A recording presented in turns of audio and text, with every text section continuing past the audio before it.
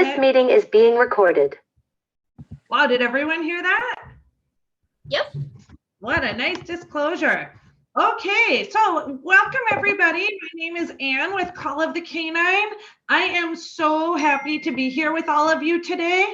I love bragging to everyone, oh, that was my Zoom, about what an amazing dog training and behavior scene we have here in the Twin Cities. We have the right combination of an economy where people have the disposable income and they prioritize their dogs more highly than they do other places. We have the Minnesota Zoo, the Raptor Center, all sorts of places that attract knowledgeable professionals. And a lot of them move to pet dog because if you're really passionate about training and behavior, that's one super great way to make a living at it. So we have a uniquely kind of hotbed of great training and behavior, which I really love being a part of. And I'm always proud to tell other people about it.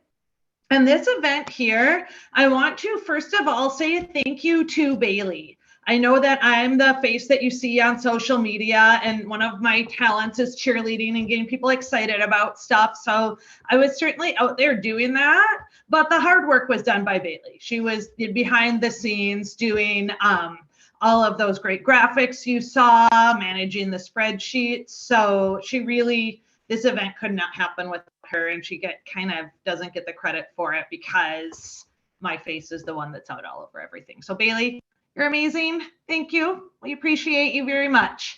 And also to be clear, the reason this event is free, partly because it's virtual, but also because all of our presenters are not getting paid. Everyone is doing this. Oh, is somebody off mute?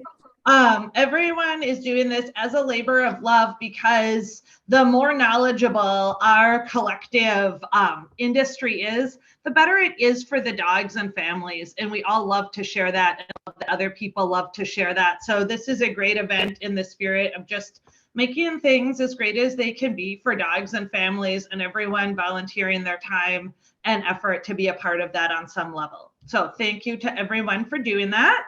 Our first speaker is Sarah from Possibilities, and Bailey will tell you a little bit about her, and then she is going to get going. Sarah actually asked to introduce herself. So I'm gonna let her do that. Okay, awesome. Then I'm gonna go on mute, and Sarah, all right, I'll go ahead and get started. So it is 1:02. I will try to get through this in 13 minutes. So I wanted to talk about confidence building for brittle dogs because it's definitely something that's easy passion of mine. So we'll get going on this. First things first, what is a brittle dog? So as trainers, we have to be really careful about using labels. But when we're talking with one another, I think it is helpful to use labels sometimes because it definitely allows us to kind of shorthand. But if we're doing a deeper dive into something, we definitely want to make sure that we're all on the same page. So I wanted to start with talking about what I mean when I'm talking about a brittle dog. So when I talk about a brittle dog, oftentimes these dogs kind of present as normal initially, but we see that over time, these dogs tend to have overly sensitive fear conditioning. So something happens that's maybe just a little aversive or a little scary, and then we see really a big overreaction to that event that then causes long-term or sometimes lifetime fear conditioning based on a single event. So when I'm talking about a brittle dog, that's kind of the picture that I'm personally thinking of with these dogs, is that they tend to be maybe a little bit more pessimistic. If we're looking at personality traits, we might see higher neuroticism. Oftentimes owners describe these dogs as sensitive. They're just sensitive souls. Neurochemically, what's going on is we oftentimes have dogs who have a really overreactive HPA axis. So the hyperpituitary adrenal axis is just kind of in overdrive all the time. So when we're talking about brittle dogs, that's the picture that I have in my head, are these dogs that something happens, you know, they're out walking and maybe there's like fireworks in the distance, and instead of startle and recovery, we have a startle and then immediate fear conditioning that can be really difficult to overcome. So when we look at these brittle dogs, we have to talk about resilience. And resilience is the capacity to withstand or recover quickly from difficulties. Sometimes it's called mental toughness, and definitely flexibility. And one of our key pieces to helping these brittle dogs is increasing their resiliency. When I look at dogs who have reactive behaviors or maybe overreactions or these brittle dogs, I'm looking at kind of three things. I'm looking at how fast is their trigger? And these brittle dogs tend to have a very, very fast trigger. So something startling or scary happens and you see an immediate kind of over the top response that you wouldn't expect from the majority of dogs. And then we see oftentimes that they kind of stay at that level for a long time. So instead of a quick recovery, we see that they sustain that level of startle or fear or panic even for a lot longer than most dogs would. And we see that the recovery, how long it takes after that initial kind of big reaction tends to be quite a bit longer as well. So sometimes that's in the realm of days instead of minutes or hours. We're looking at dogs that will see disruptive sleep for several days afterwards. These dogs can have kind of a very clinical presentation. So what we want to do as youth trainers when we're dealing with dogs like this is we want to look at building their optimism. So we know that in people, building optimism can help with resiliency and can help with some of those kind of neurotic, sensitive, fearful traits. There's several ways we can go about building optimism in our dogs. So I'm going to spend a lot of time on this slide because I want to kind of do a deeper dive with what the time allows into some ways that we can build optimism.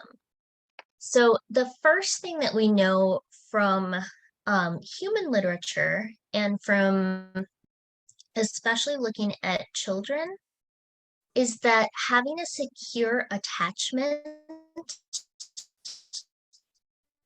makes a really big difference in how children navigate trauma or fearful situations. So there's different types of parenting relationships. There's secure attachments, and then there's anxious insecure, avoidant insecure, or disorganized insecure. Oftentimes, at least with my client base, what I found is that there tend to be some insecure attachments with these dogs and their pet owners or pet parents, whatever you want to call their people, their guardians. So building a secure attachment can make a big difference. And some ways that we can do that, we can teach our pet owners to listen to their dogs. Secure attachments are built by responding to needs. And so things like letting a puppy cry it out in the crate can cause harm. Whereas responding to those needs and making the crate a safe place can set them up for better success. So we really want to look into how can we help pet parents understand how to respond to their puppy's needs, how their puppy's communicating, and then how should they respond to those needs in such a way that they don't worsen things, right? We all know that old advice of don't comfort a fearful dog because you don't want to reinforce fear, and that's been debunked. But there's that little kernel of truth to it, right?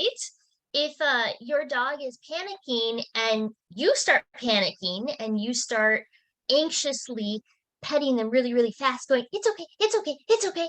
Yeah, you're going to make their fear worse, right? Because you're adding additional energy to that anxiety. But if your dog is panicking, you go, oh, buddy, that's tough. Here, let's come over here. Sit down with me. Here we go. Let me help you out with this. And help your dog navigate those emotions, we know that that can make a big difference in outcomes. So the first thing that I really look at for building optimism is making sure that we're working towards that secure attachment and we're helping owners be able to recognize and respond to their dog's needs.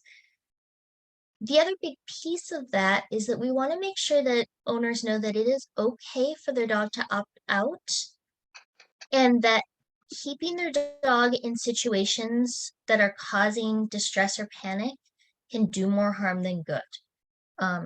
That's kind of that old adage of people want us to see the problem behavior, right? They're like, well, my dog's aggressive. So when you as the trainer arrive at my house, I'll have him off leash so that you can see what he does with visitors. And it's like, I don't have a magic wand to keep me from getting bitten.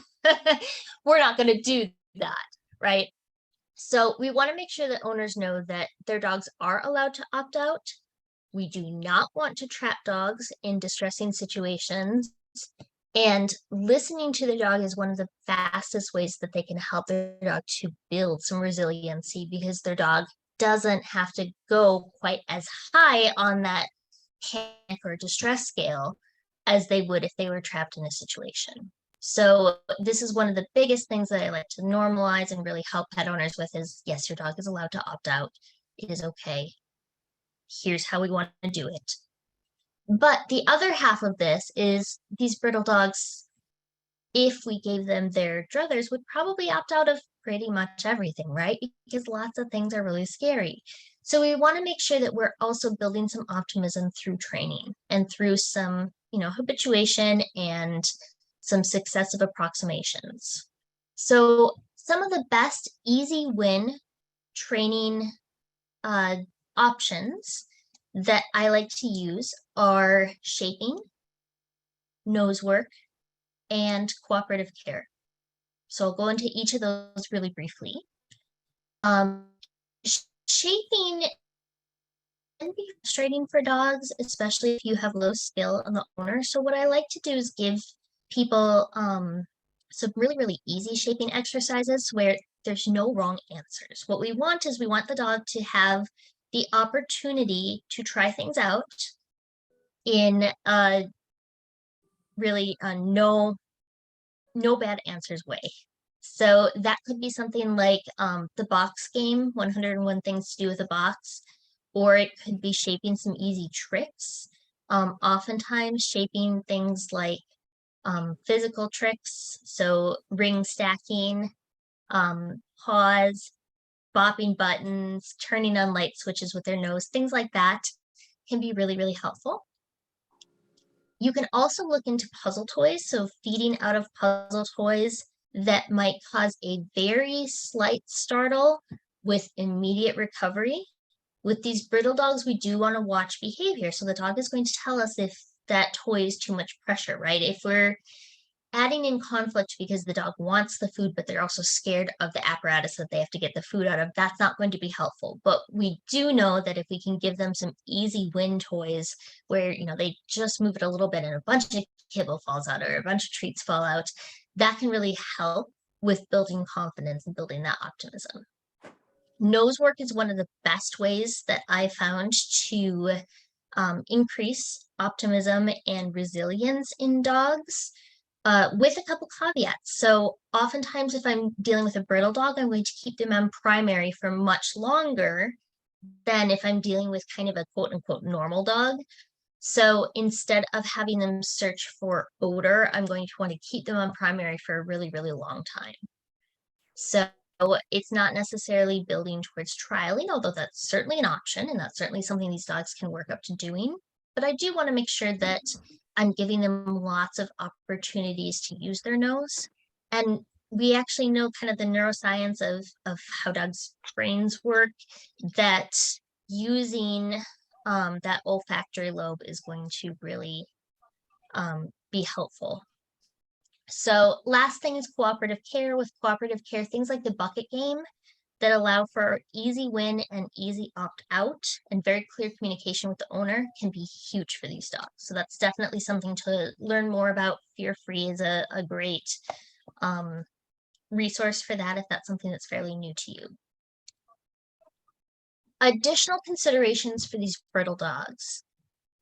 So with brittle dogs, there can be an underlying pathology, and obviously as trainers, that's not something that we ethically or legally can discuss, but these dogs are oftentimes dogs where we want to consider a referral to a veterinarian because we know that medication can change protein synthesis and allow for faster remodeling of neural pathways. So oftentimes getting these dogs on an appropriate medication if there's an underlying pathology can make a big difference.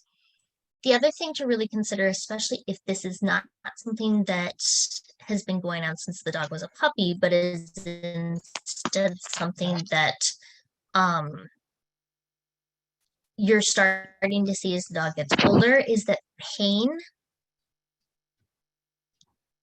follows many similar paths are actually painful dogs. So referral to a DVM to talk about a pain management trial can be really important for some of these dogs, depending on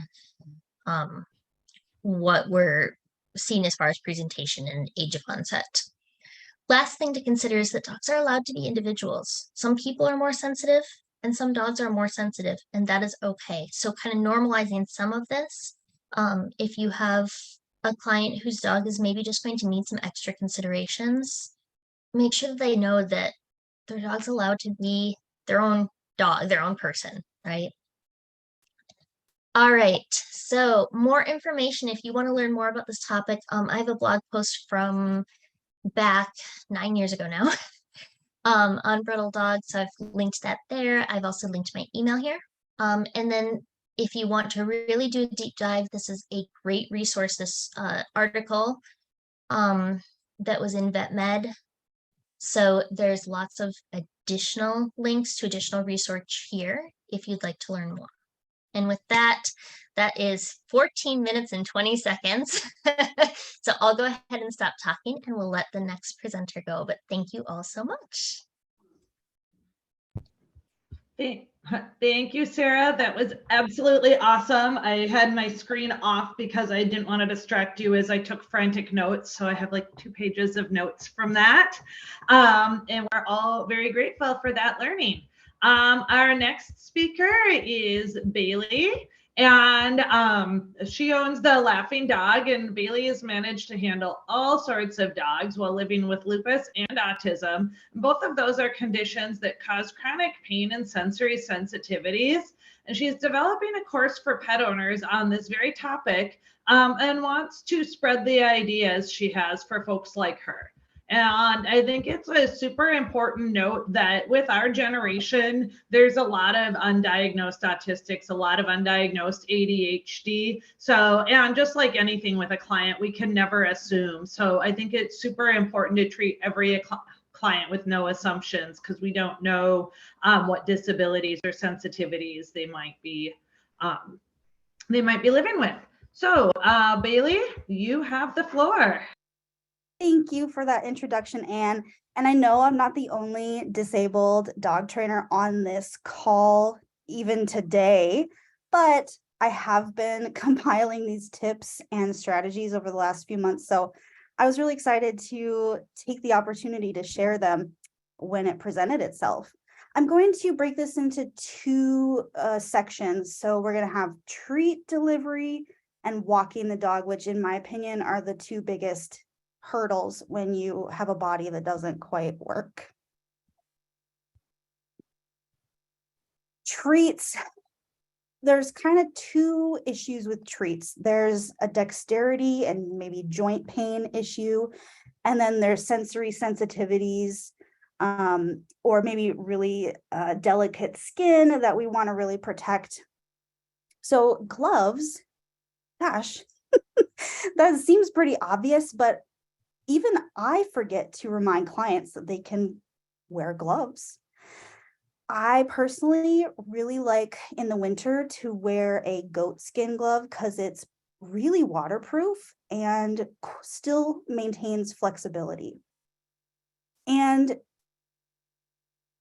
also gripping the leash when you're wearing leather gloves. I really like a leather leash or a biothane, a beta biothane in the winter has a lot better grip. than your skin against that same leash, because our skin is quite smooth usually, and the leather has a little more grit to it, at least the leather that I buy. And then in the summer, I like to wear leather motorcycle gloves, or I really love these gardening gloves that are made of fabric with kind of a rubbery dip on top of them. We also want to use gloves when we have clients that have thin skin or any sort of maybe bleeding disorder where those sharky puppy teeth or over aroused sharking can actually cause quite a bit of damage. So just reminding folks to wear those gloves can be really helpful. And then for folks with just sensory overload, getting saliva and like icky feeling of treats on your hands can be the difference between a happy session and just a crappy training session where you're mad at your dog and you don't even know why. So remembering to put those gloves on can maintain a good relationship between the owner and the dog. When we wear gloves, of course, we lose some of the sensory input because our nerves don't go through the fabric or the leather. So I actually had to sit with myself for a long time to figure out what am I going to do about this, because it's hard to grab those hard treats out of your treat bag when you're wearing gloves. Ultimately, I came up with two solutions. One is just being okay with the dog getting more than one treat. Here's an example. I'm scooping my hand in there, and whatever comes out is what the dog gets. I know it can be hard. Oh, they're only supposed to have one. But it's really okay if they get 10. That's fine. We do sometimes have dogs that are a little more sensitive, and it may be distressing for them to receive more treats and less treats, depending on the day. So for those dogs, if you're using some sort of marker like a clicker or a marker word, that's a stimulus bridge. And what does a stimulus bridge do? It gives us time. We're taught that we have to deliver that treat within 2 seconds of the marker, which I do think is important, especially in the beginning of the training relationship. But we actually have a lot more time than we think we do. Here's an example. Good.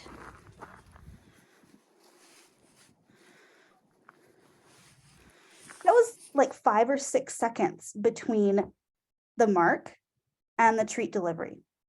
This dog was not in distress. She didn't get up and walk away. She didn't jump on me. She didn't start barking at me. Some of that's training, right? Impulse training. But we know how to do that. We're trainers. We can do this. You have time. It's okay.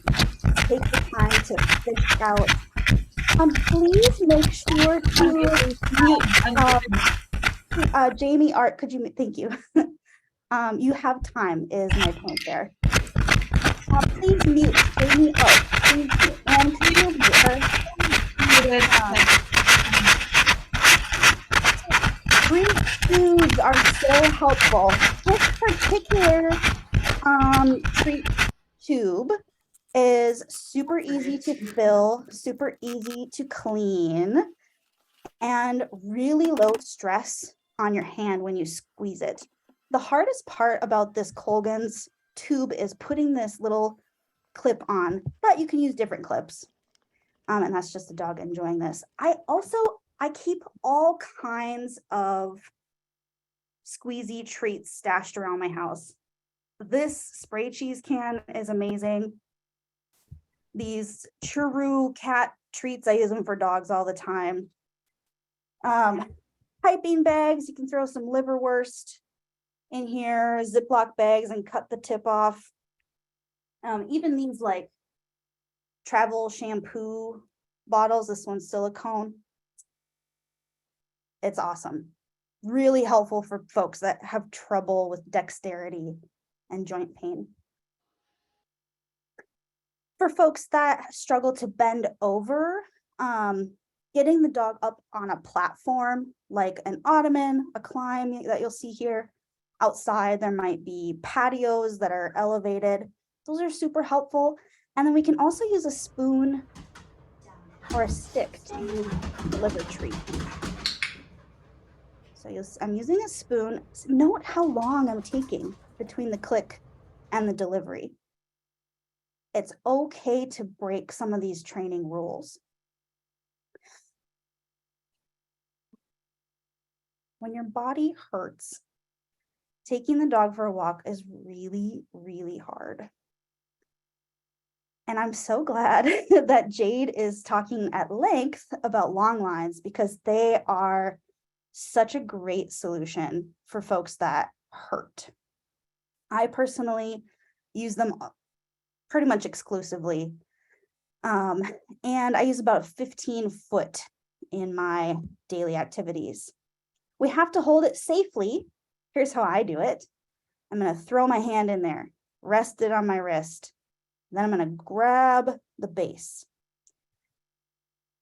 My wrist gets wider here. So when the leash gets jerked forward, like it will, the wideness, the width stops it from moving forward. And my hand naturally grips down tighter. So I'm less likely to lose my dog. And I've never broken my hand doing this. If your joints are easily dislocated, maybe not the tip for you, but it works for me. I've been fucked a lot by rich guys all over the world, many different times. Let's see. A lot of folks will try to hold their leash like this, but as soon as pressure gets put on there, blip, your hand just lets go when you have weak hands. No good. Also, don't let your clients do this. Really easy to break your hand if you do that. Then I just let the rest of it drag. I noticed he was stopping to sniff something before I got jerked back. That jerking back would have hurt me if we had been using a shorter leash. Another example, you're going to see him pull over to go potty. And in this, if I had been using a shorter leash, I would have either had to move more quickly to help him get where he wanted to go, or he may have jerked me because he needs to go potty, right? Excuse me, Bailey, this is Anne. I'm super sorry to interrupt your presentation, and this is not going to count against your time, but I was unable to tell where that last blast came from. Oh, yeah. So I'm going to ask everyone to turn their cameras on for a minute so we can see who's here, and anyone where it's anonymous and we can't see who you are and we don't know you, I'm just going to remove from the meeting, and then we'll start Bailey's time where we left off. So if you could, I'm just going to scroll through and make sure that if it's someone that I know personally whose camera is off, it's fine, but otherwise we can't take that chance. I'm sorry.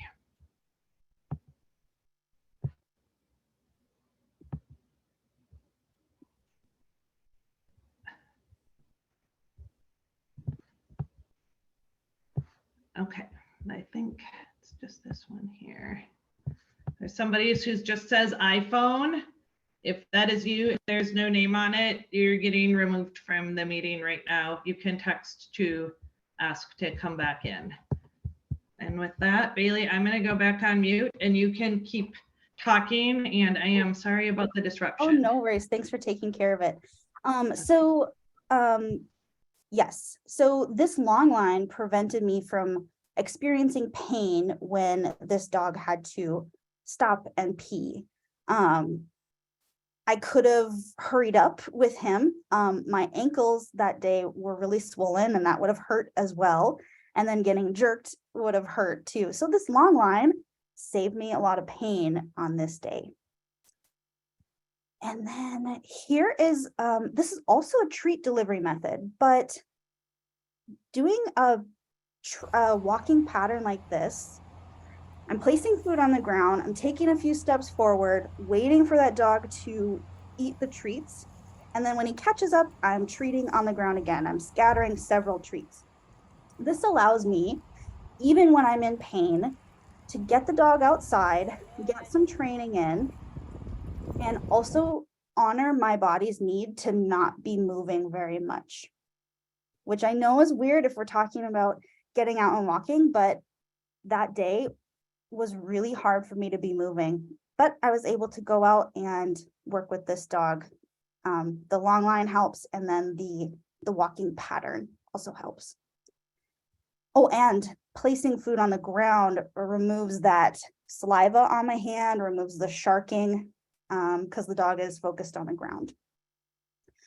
One of my favorite safety features about using a long line is the ability to just step on that leash when you need to. So if I'm stopping for any reason, maybe to pick up poop or check my phone, or a lot of times my back or my ankles are starting to hurt, and I just stop, I step on the leash, and that way the dog, even if they get annoyed and start like trying to pull me, I won't be in pain from that because my body weight is holding the dog down, and I won't lose the dog because my body weight's holding the dog down. Here's an example. I'm picking up poop. You will see her get annoyed with me and try to pull away. Flip, that little jerk there, that could have toppled any one of our clients, right? It could have caused pain in me, but because my body weight was holding it down, I didn't experience any adverse effects. When my hands are really weak, I will enlist the help of my back. So I'm going to drape one end over my shoulder and the other end under my armpit of the other side. And then I'm going to hold both of them, both ends with one hand, and anchor at my hip. You'll notice there the leash is spread out across my back. And physics tells us if we put force on a larger surface, there is less damage. So here's an example. You'll see my hand fail at some point here.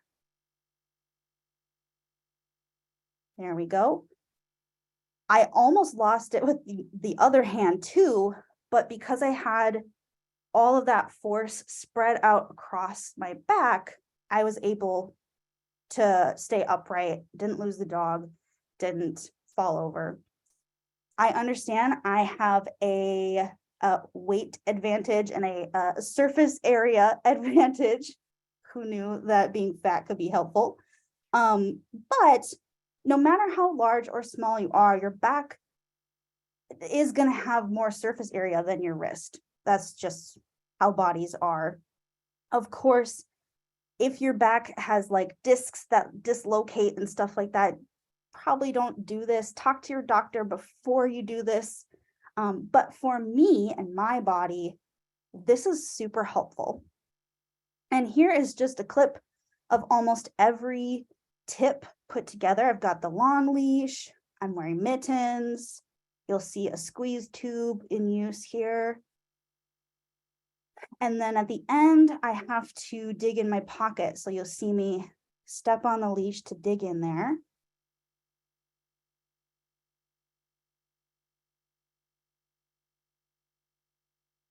And there we go. So this is my name. You can find me on Facebook. I love to connect with other professionals. My email is there if you want to talk more about disabilities and increasing our abilities. And then all of my business socials are there if you want to see what my company is about.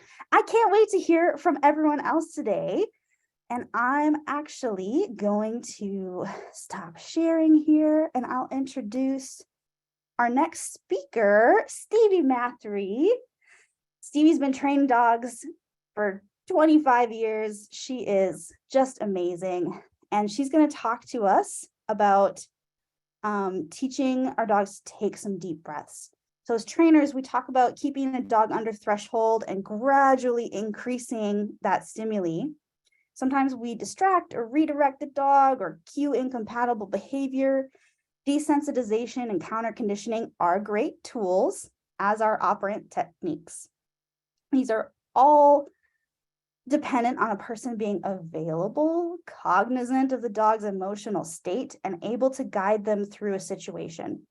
Let's jumpstart that by hacking your dog's brain into a calm, learning, receptive state. Not only will your dog learn faster when they're focused and calm, but they'll also feel better and be able to choose to do it themselves. They'll be better able to make good choices. Take a deep breath and let's dive in. Go ahead, Stevie. Hi.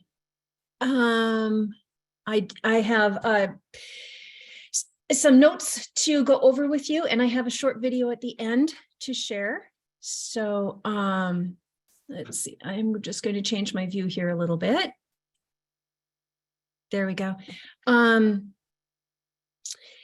Basically, the Take a Deep Breath protocol was developed by Karen Overall. And she's the same behaviorist who did the protocol for relaxation that's been around for 25 years. The Take a Deep Breath is also part of the foundation behaviors within Leslie McDevitt's Control Unleashed program. And it's basically a biofeedback exercise, which is teaching the dog how they feel when this happens. I've been using this for several years. It's one of the first things that I teach most dogs, most clients. It's fairly easy to get started. And as you become more and more adept at recognizing it, you're going to get better at seeing when your dog is taking that deep breath. And you'll see how it affects not just their abilities to focus in a stressful situation, but their total ability to cope with all kinds of things, whether you're around or not. Basically, under stress, and I'm talking about eustress and distress, there are some physiological effects. One's heartbeat and blood pressure increase, breathing becomes faster and more shallow, and muscles tighten. In addition, the attention of your dog is going to focus on the source of that stress. And if you've ever tried to get a dog's attention away from the trigger, really, really hard to do. Once they are focused in on that squirrel, or on the tunnel in an agility course, or on the dog across the street that's barking in their yard. So it can be really tough to get their attention. Once that happens, they're already in a sympathetic nervous response reaction, which is where fight or flight live. Fight, flight, freeze are our basic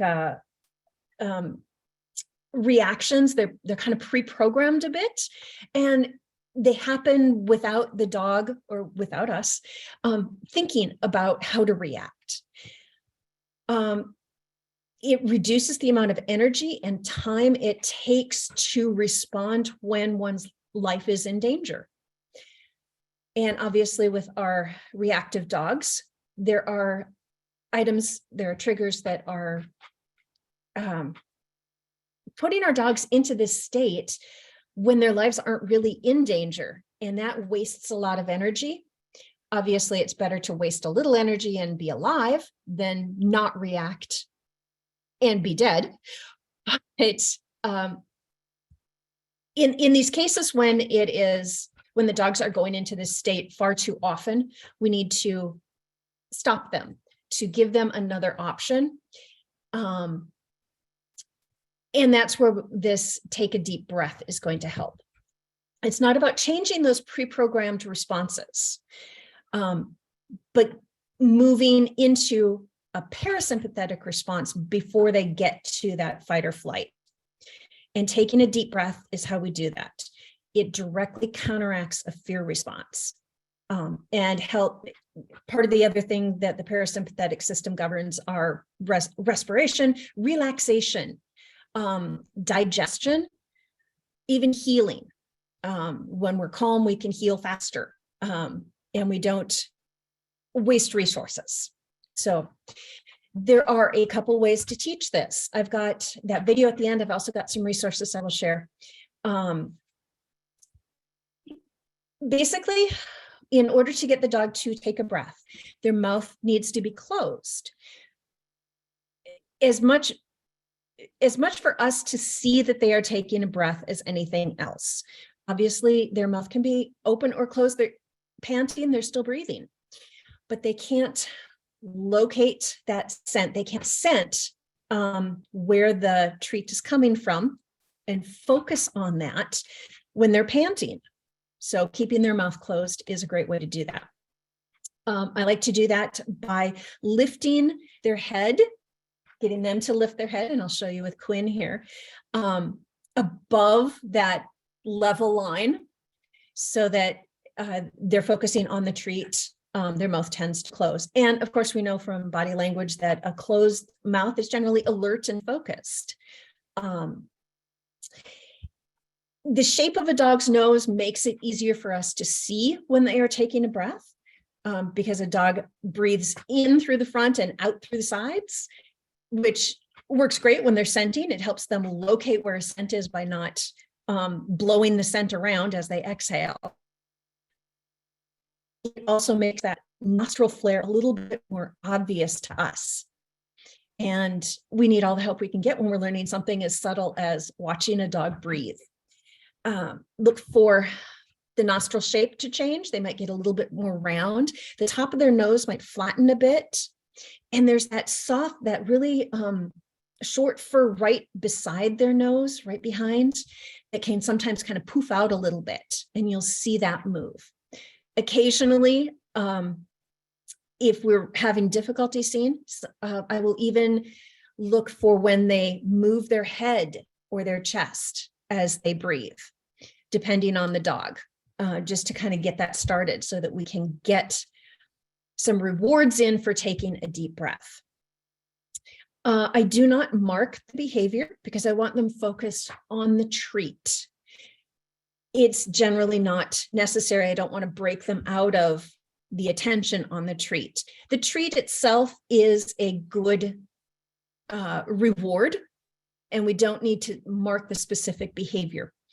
I also don't tend to say much to the dog other than a quiet good or, oh, wasn't that great? Here you are, honey.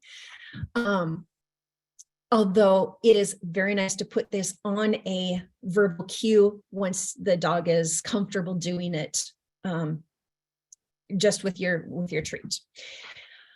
Karen's method is going to start with getting the dog's attention.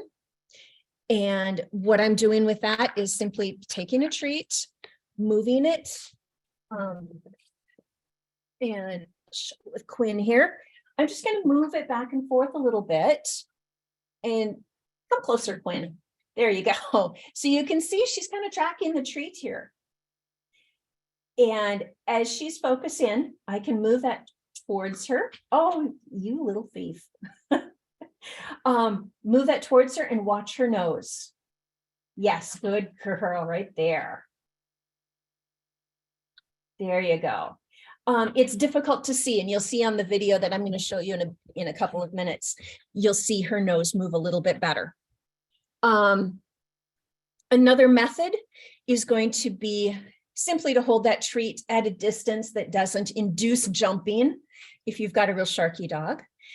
If your dog is quite the jumper, I'm actually going to reward not the breath, but I'm going to start rewarding keeping their paws on the ground, not grabbing at the treat, and watch their facial muscles. You can see them start to relax and wait for the treat. And isn't that what relaxation is about? Is just kind of settling in and waiting. So they're also learning to relax too. One of the videos that I'll share at the end has another method which involves copying you as you sniff the treat. So I would take a treat. Ooh, look at this. This is tuna. Sniff. Can you sniff it? And then give the treat. Of course, that depends on your dog actively mimicking your behavior. So if you've taught your dog to do any of the do as I do type behaviors, that may work as well. Or if your dog just naturally sniffs what you sniffed. Every dog is going to be different in the way that they sniff the treat a little bit.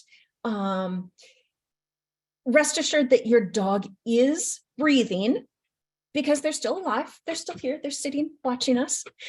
So if I end up giving a couple treats and they didn't take a breath, I'm okay with that. It's not going to do any damage. There's a learning curve for us as well as we learn what to look for in our dogs.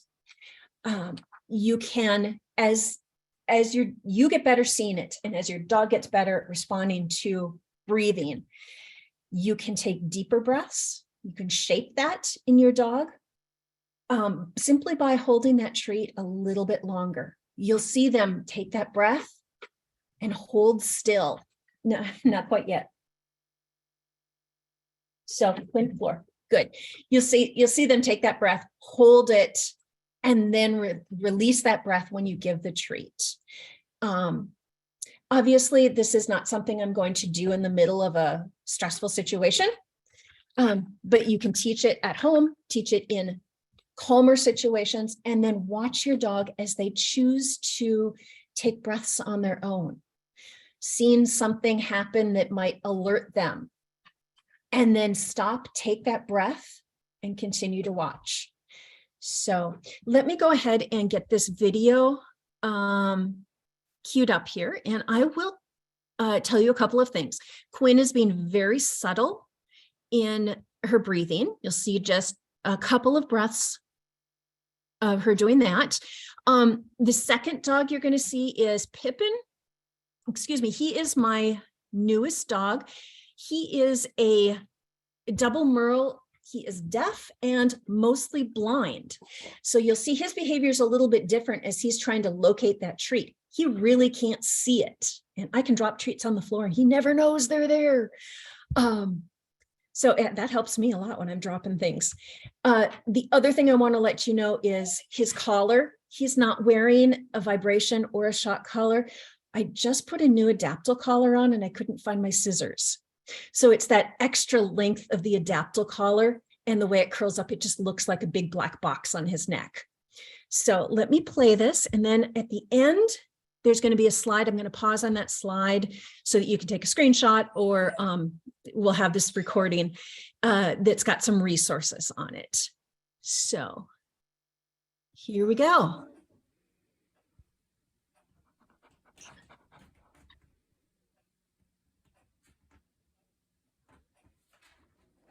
So that was Quinn, and here's Pippin.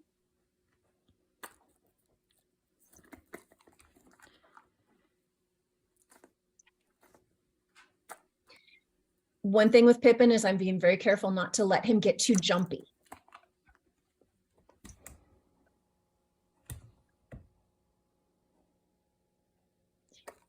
Did you guys see that last breath there?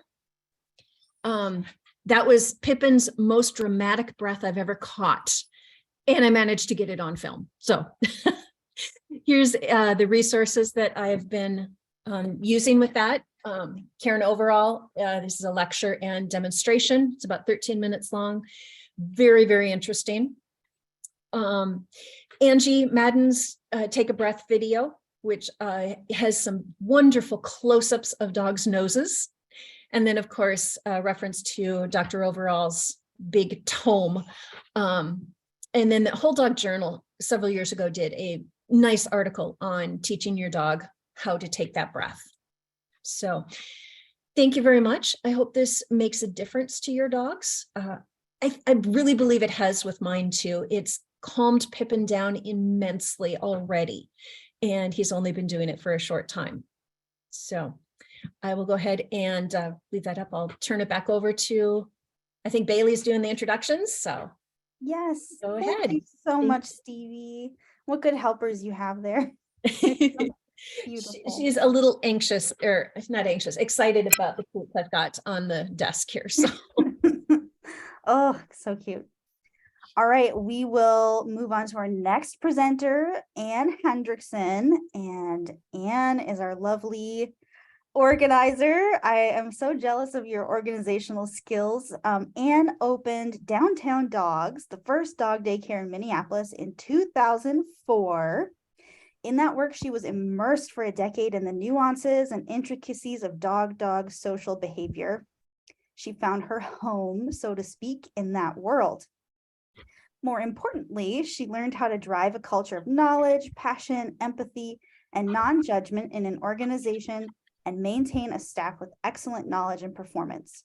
She sold that business in 2014 and now owns Call of the Canine Dog Training, which specializes in social behavior in pet dogs. Call of the Canine primarily develops puppy development programs and course curriculum for daycares and training organizations. Call of the Canine also runs play integrative family dog classes. And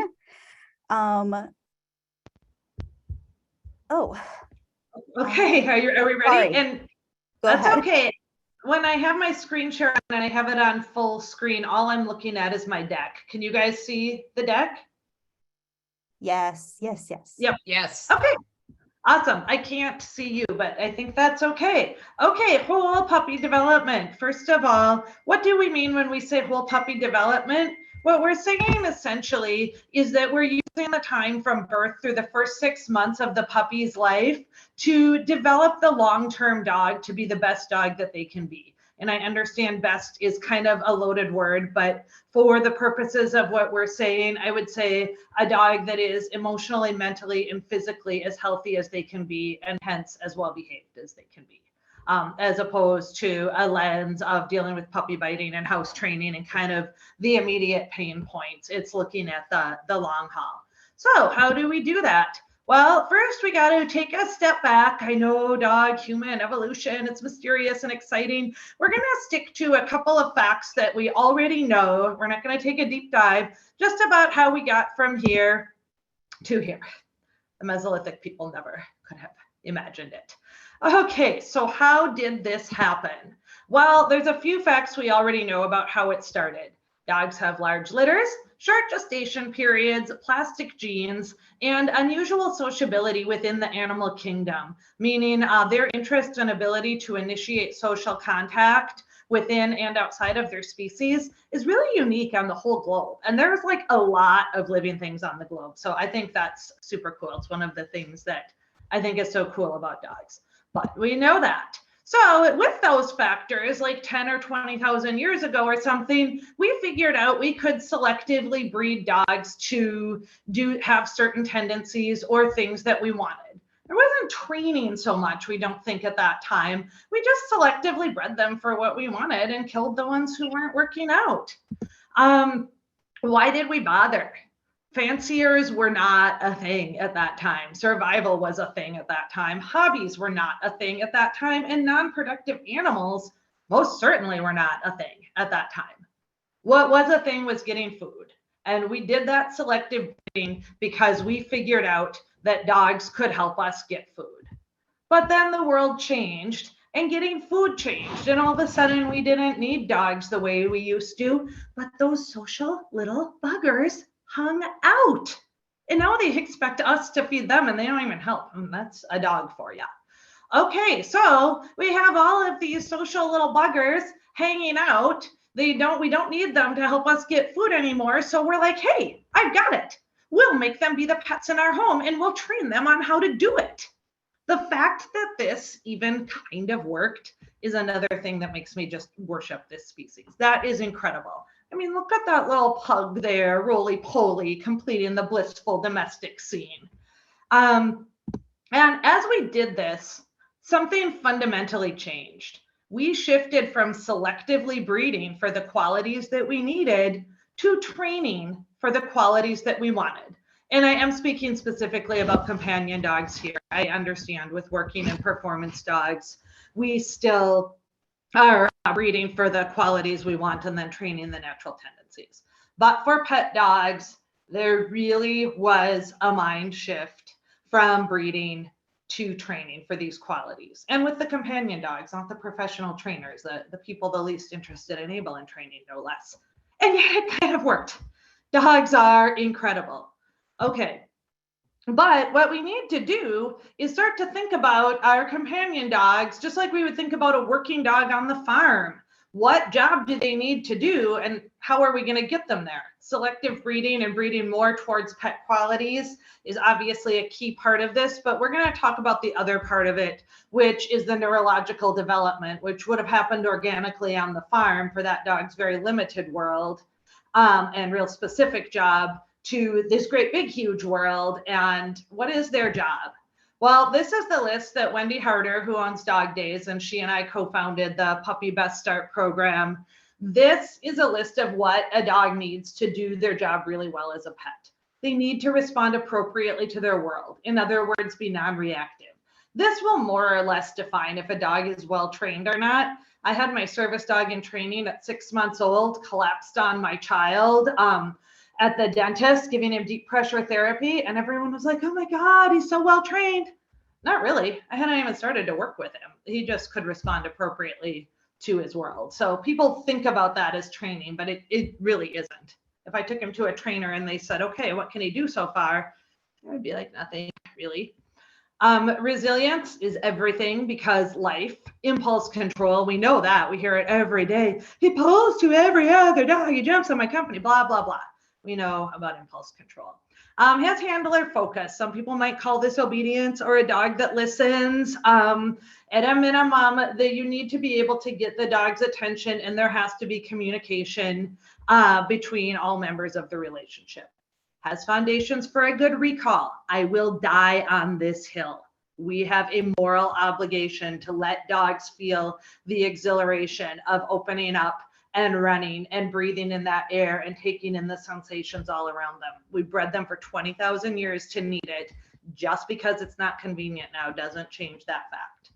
Foundations for good leash skills. Leashes aren't natural, but the dog is going to have a way better quality of life and way better relationship with their person if they're good on a leash, and comfortable with people and dogs. If you have this, you have a dog who's really doing their job well as a pet dog. And now we know enough about the neurology of how puppies develop to really do a lot of work when their brains are really plastic, really moldable, to get them to this ideal. Not that every dog can, genetics play a role too, but we can do what we can.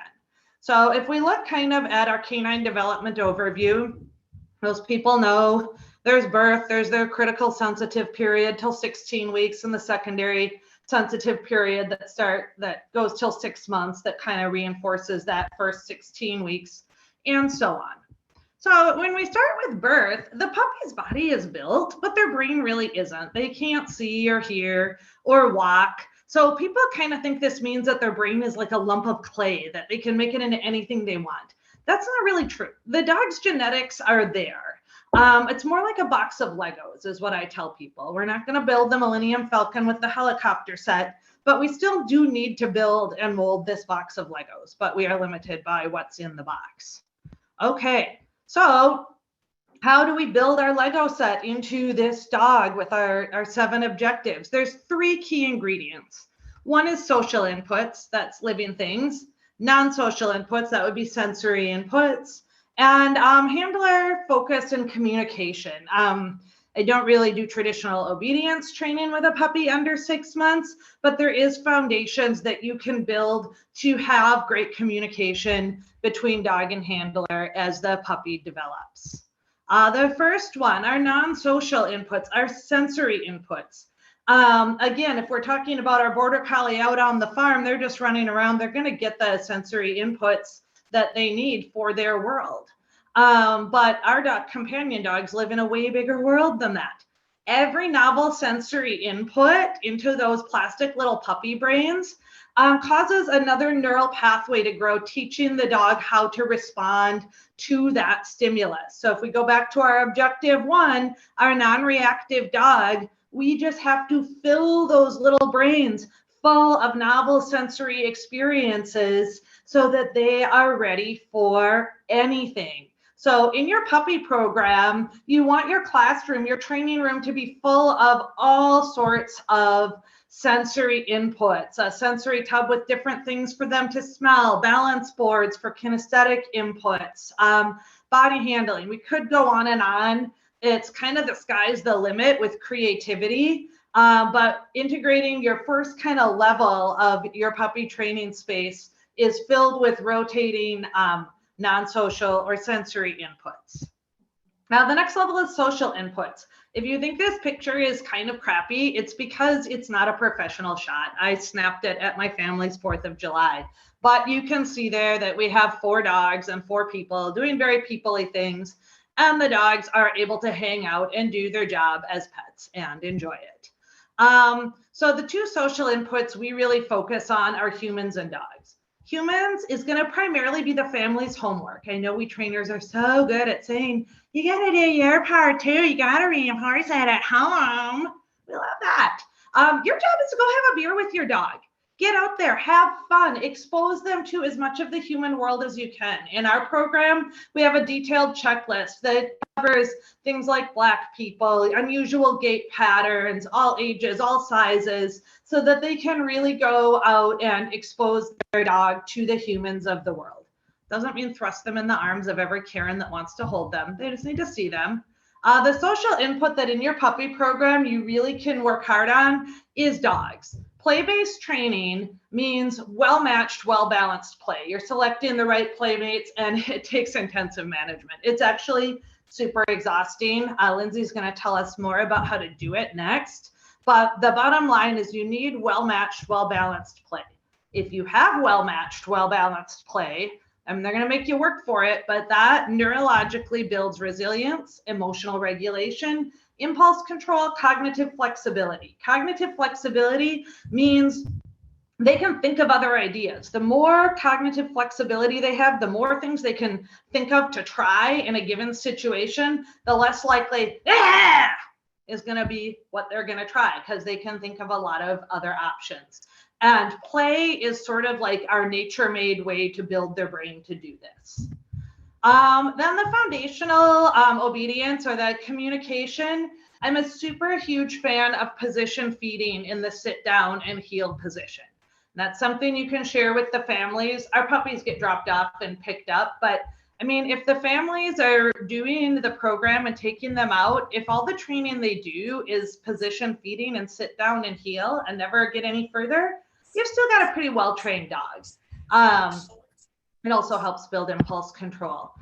Program their markers, program the puppy's correct marker and their release marker, program their cues. Their name is their attention cue. If the people can get their dog's attention and the dog is non-reactive, they're going to determine that that's a pretty well-trained dog. And program that recall word. We use the word return because that's less likely to get poisoned at home. But programming those cues, and so that's like your third layer. You've got your sensory rich environment, you've got your play-based training, which takes intensive management. You really do actually have to know a lot to do that one, but it's so important. And then as you're doing that, we're going to weave into that this handler focused communication of our markers, our name, our recall, etc. Build a lot of value in their name, build value in training, make it fun, build value in a recall, do lots of baby recall. They're too young for healing, but build value in the heel position, build value in that position right next to you. Start now. It's going to make their loose leash walking training a lot easier as time goes on. And for the love of Pete, build value in a blanket. Okay, and then this final slide I just show with our 3 ingredients, our social inputs, our non-social inputs, and our foundational communication, which of these objectives they tie back into. So the non-reactivity, mostly our non-social inputs, the resiliency, impulse control, etc. all tie back to the different things. And that is how we build our pet dogs to be the very best that they can be at their job with the genetics that they're given. Okay. That's what I've got. Thank you, Anne. And what a perfect lineup to have Lindsay talking to us next. Lindsay is a certified professional dog trainer with Possibilities Dog Training. Lindsay primarily teaches group classes, and she has special interests in reactivity, sports, husbandry, and tricks. Lindsay also works in puppy camp, training, socializing, and running play sessions between puppies and adolescents is what happens at puppy camp. Lindsay, I'm so excited to hear about your experience from play groups with other trainers in the area. Yeah, I'm super excited to share with you guys too. Give me just a second to see if I can figure out how to screen share. I swear I saw it earlier and now it seems to have gone away. Where'd that option go? If you hover over the bottom, it might pop up if you're on. There it is. Okay. All right, yay. We did it. Excellent. So one of the things that I do want to kind of distinguish about my talk today is that while the goal is healthy dog-dog play, I am going to be focusing on dogs who currently are not expressing healthy dog-dog play because they are adolescents, and how to build those particular skills. So let me do. Perfect. So we're going to be working on improving dog-dog play skills in adolescent dogs. You guys, if you have spent any time with adolescent dogs and having them play with other dogs, know that they are not the best of playmates. They have a bit of social ineptitude. And there's a number of reasons for this, but they sometimes can be a bit of a bully in their play. Sometimes they're just really overstimulated if they don't have a lot of other dog-dog interactions in their life. And then the only times that they do get to interact with other dogs are other adolescents, and they just really love to play, and they don't get to play that often. When they do play, they're just ready to burst by the time that they do get a chance to play with another dog. And just all that pent up excitement about a dog-dog interaction can just be too much for them to handle. A lot of times they really struggle to listen to cutoff signals from other dogs.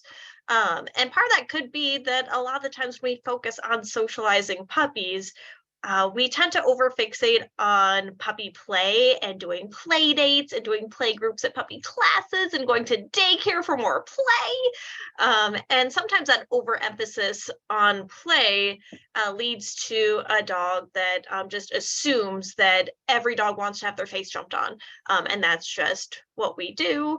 And it is really important for them to have interactions with dogs that don't include play. So we want to make sure that they are having opportunities to interact with dogs that do give appropriate cutoff signals, lookaways, turnaways, appropriate corrections, things like that. But that is one thing that a lot of young puppies that really like to play, and a lot of adolescents, they just don't listen to cutoff signals. They're just not aware that they're there. There can be selfish play. If you have one dog that really likes to wrestle in their play, they're going to insist on jumping on every dog's face that they come across. And maybe the other dog that they want to play with prefers more hands-off, contactless play. Maybe they prefer chase games, but again, sometimes with those adolescents, they're just kind of working to meet their own needs, and they're not being very reciprocal. They're not doing a good job listening to other dogs and kind of meeting that other dog's social needs as well. They're a little bit selfish. And sometimes there can be, I labeled this as a breed mismatch, but kind of breed characteristic mismatch. again, when we have our pit bulls, they tend to view play as a full contact sport. Our Herdie breeds tend to be more chasey style play.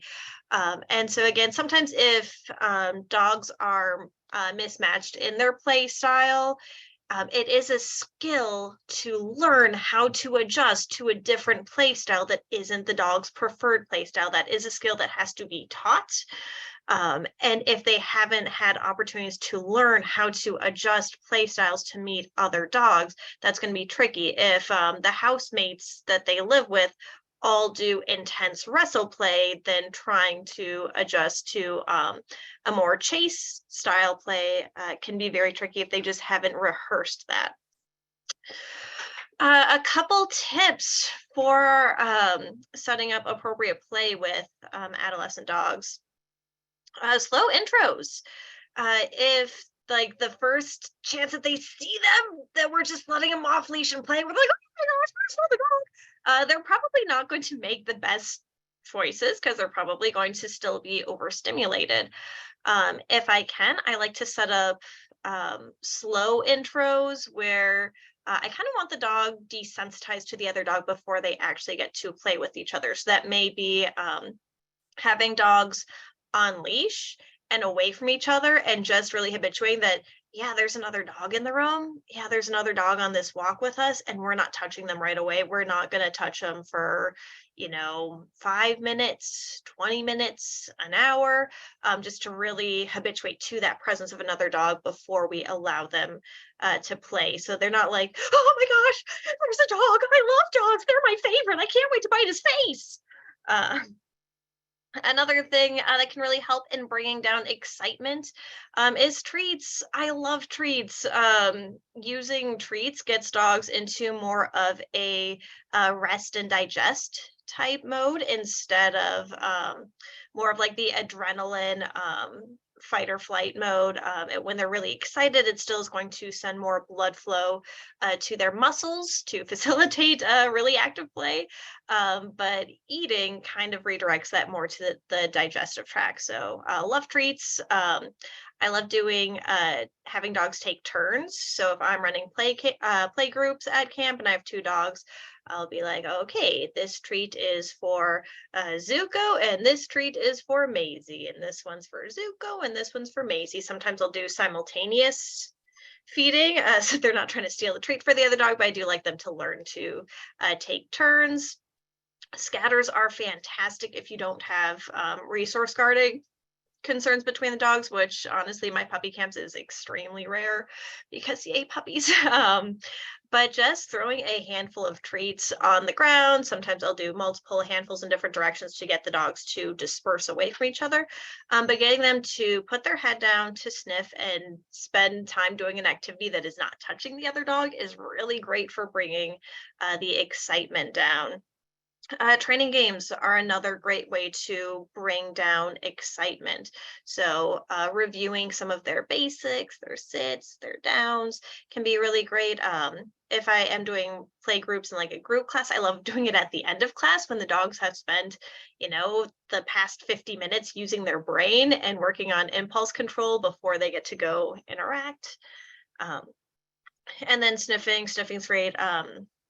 It's so good for getting them to regulate their breathing, lowering their heart rate and blood pressure.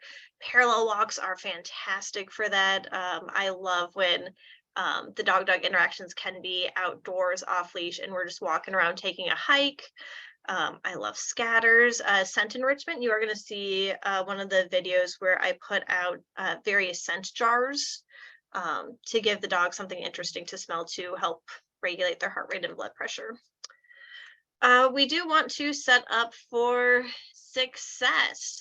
Sometimes they just need to blow off some steam before you do play between very excitable dogs. So doing some fetch or flirt pull before play can be really helpful. Toy play. This isn't appropriate for all dogs, but sometimes during play groups, giving toys to dogs that they have something in their mouth can be really, really, really helpful. Some dogs are overly oral fixated with other dogs, especially if one of the dogs has really fluffy ears. Dogs love to bite fluffy ears, and dogs with fluffy ears don't always like having their ears bit. So putting something else in that dog's mouth can be really helpful. It can also change the dynamic from more of a wrestle-based high energy play to more of a chase game keep away. That can be really great. You also want to be cognizant of what is the most interesting thing in the environment. I used to run play groups at PetSmart. I started as a PetSmart trainer, and we had this tiny, tiny, tiny little rings, and nothing else is going on there. So when you release the puppies to play at the end of class, all they're going to do is obsessively play with each other. But if you can do something like parallel walks, a collaborative, off-leash hike, having other stuff in the environment for dogs to play and interact with and sniff with, and move their bodies, that can be a great way to help have them not be so fixated on the other dog. Also making sure that there's ways for dogs to set up some natural play breaks where they can kind of separate themselves can be really helpful. Sometimes having different types of elevation, something for small dogs to hide under to get away from bigger dogs can be really helpful. Sometimes having something high up so that big dogs can get away from small dogs can be really helpful. The play partners is really, really important to making sure that they are compatible in various ways. Sometimes if I'm working on improving a dog's play skills, the play isn't necessarily going to be super fun because they already have a strong reinforcement history of being obsessive and kind of a jerk. And so I may want to pick dogs that are going to be more discerning in their play and only play with dogs that play appropriately and are not going to feed into inappropriate adolescent play. Or, if they're too obsessive restly, then finding dogs that are going to help them branch out into chase play. Group play, you are going to see some videos of group play. Typically, I don't like group play, but there are a few scenarios where having multiple dogs can be really helpful. So we'll talk more about that when we get to the video. And then also making sure that dogs are taking breaks. So snack breaks, to bring the excitement down. Having dogs on leash, I like to use drag lines. In some cases, I will physically hold the leash myself and I will join the dogs in play if they're playing appropriately. I'm going right along with them, keeping slack in the line or using a longer line so that they can play. But then if I see it starting to get inappropriate, I will plant my feet, and then the dog who's not having a good time can opt out. And move out of leash range of the dog that was being inappropriate, and then the inappropriate dog has to solicit appropriate behavior to convince the other dog to play with them again. So that can be a great way to teach them that, hey, like if you're not going to be super fun to play with, no one wants to be your friend. And the other dog gets to set the tone for that. Tethers, it's pretty rare, but occasionally I will have an inappropriate dog tethered. I mainly do that when I notice that the other dog is not having a good time playing, but they keep coming back because I'm holding the dog on leash. And so the dog is trying to get to me for support, but each time they try to get to me, they're getting clobbered by an inappropriate adolescent. So sometimes I will tether the dog to something and then I will move away, and then that dog needs to seek me out for support. They can do so without getting clobbered. And that can be a good way to teach some natural consequences to the other dog. Barriers, are going to see me use barriers. Sometimes dogs just need a break, and it's very convenient if I already have an exercise pen set up to be like, hey, I think the other dog is done with you. You're going to go sit in a pod for a little bit and think about what you've done. And then sometimes just parallel toy play. Where it's like, all right, you guys aren't going to be physically in contact with each other, but I'm going to be, tossing a ball for one of you guys to chase over here, and tossing a toy over here, doing flirple with the other dog over here, just to give them some options to blow off steam. Should we let dogs work it out? No, but also yes. You do want to make sure that you are supporting dogs and make sure that they are having a good time. But also sometimes the best teachers are in other dogs, that they can learn that, if they to recognize the cutoff signals. And sometimes if you're intervening too much, it's not going to give the other dog to give cutoff signals to the inappropriate adolescent. So you do want to make sure that there are opportunities for that to occur. Consent tests are great, where you separate the adolescent dog and have the other dog opt back into play, or say like, nope, like I'm done with them. They haven't been making this very fun for me, so I don't want to play with them very more. And then I mentioned earlier false positives, where sometimes if I have a dog on leash and I break them up, sometimes the dog may return to play to get to me, and that's not very accurate. Sometimes they are just so over-aroused, they are going to keep re-engaging, even when it's not the best of playtime. So sometimes I will separate them, maybe use a leash or something, and then do separate scatters to really give them times to decompress, and then see if they want to opt back in. If the play has gone a bit over the top and I do a consent test, a scatter, oftentimes after that, they'll be like, yeah, you know what, that wasn't the best. I think I'm gonna nope out. Not all of these suggestions are appropriate for every situation, so use your best judgment. If you have a dog that resource guards food or toy, don't use food or toys in play sessions between dogs. Sometimes barrier frustration is going to make it worse, so you may need to find some other alternatives. Sometimes the barriers are really helpful. All right, so now we're going to watch a couple of videos on some play, and for whatever reason, some of them uploaded in a weird color scheme, and I don't know why. But we have Zuko and Vanya. Zuko is the lab pit guy. Vanya is the shepherd. Zuko, he was very obsessive with play, very like face jumpy, very face bitey, not the funnest guy to play with. Vanya, I paired these two together because she did have a history of doing appropriate corrections to other dogs, not necessarily Zuko. So in this video, I was hoping that she would give some appropriate cutoff signals to him. So I do let things go a little bit longer than I typically would, because I did want there to be a learning opportunity. This one you will also see I have some scent jars behind a barrier. I did not want the dogs to pick up the scent jars and run around with them. But you will see him for the first time ever. I think this was the first time I actually got him to take a voluntary play break. And also she never gets like a pivot. He never tells mom. So you can see that she is doing some I get for the app. she is doing plenty of turnaways. There was a prop for her. She could kind of hide in there and get away from him. And then she comes back out. There she is.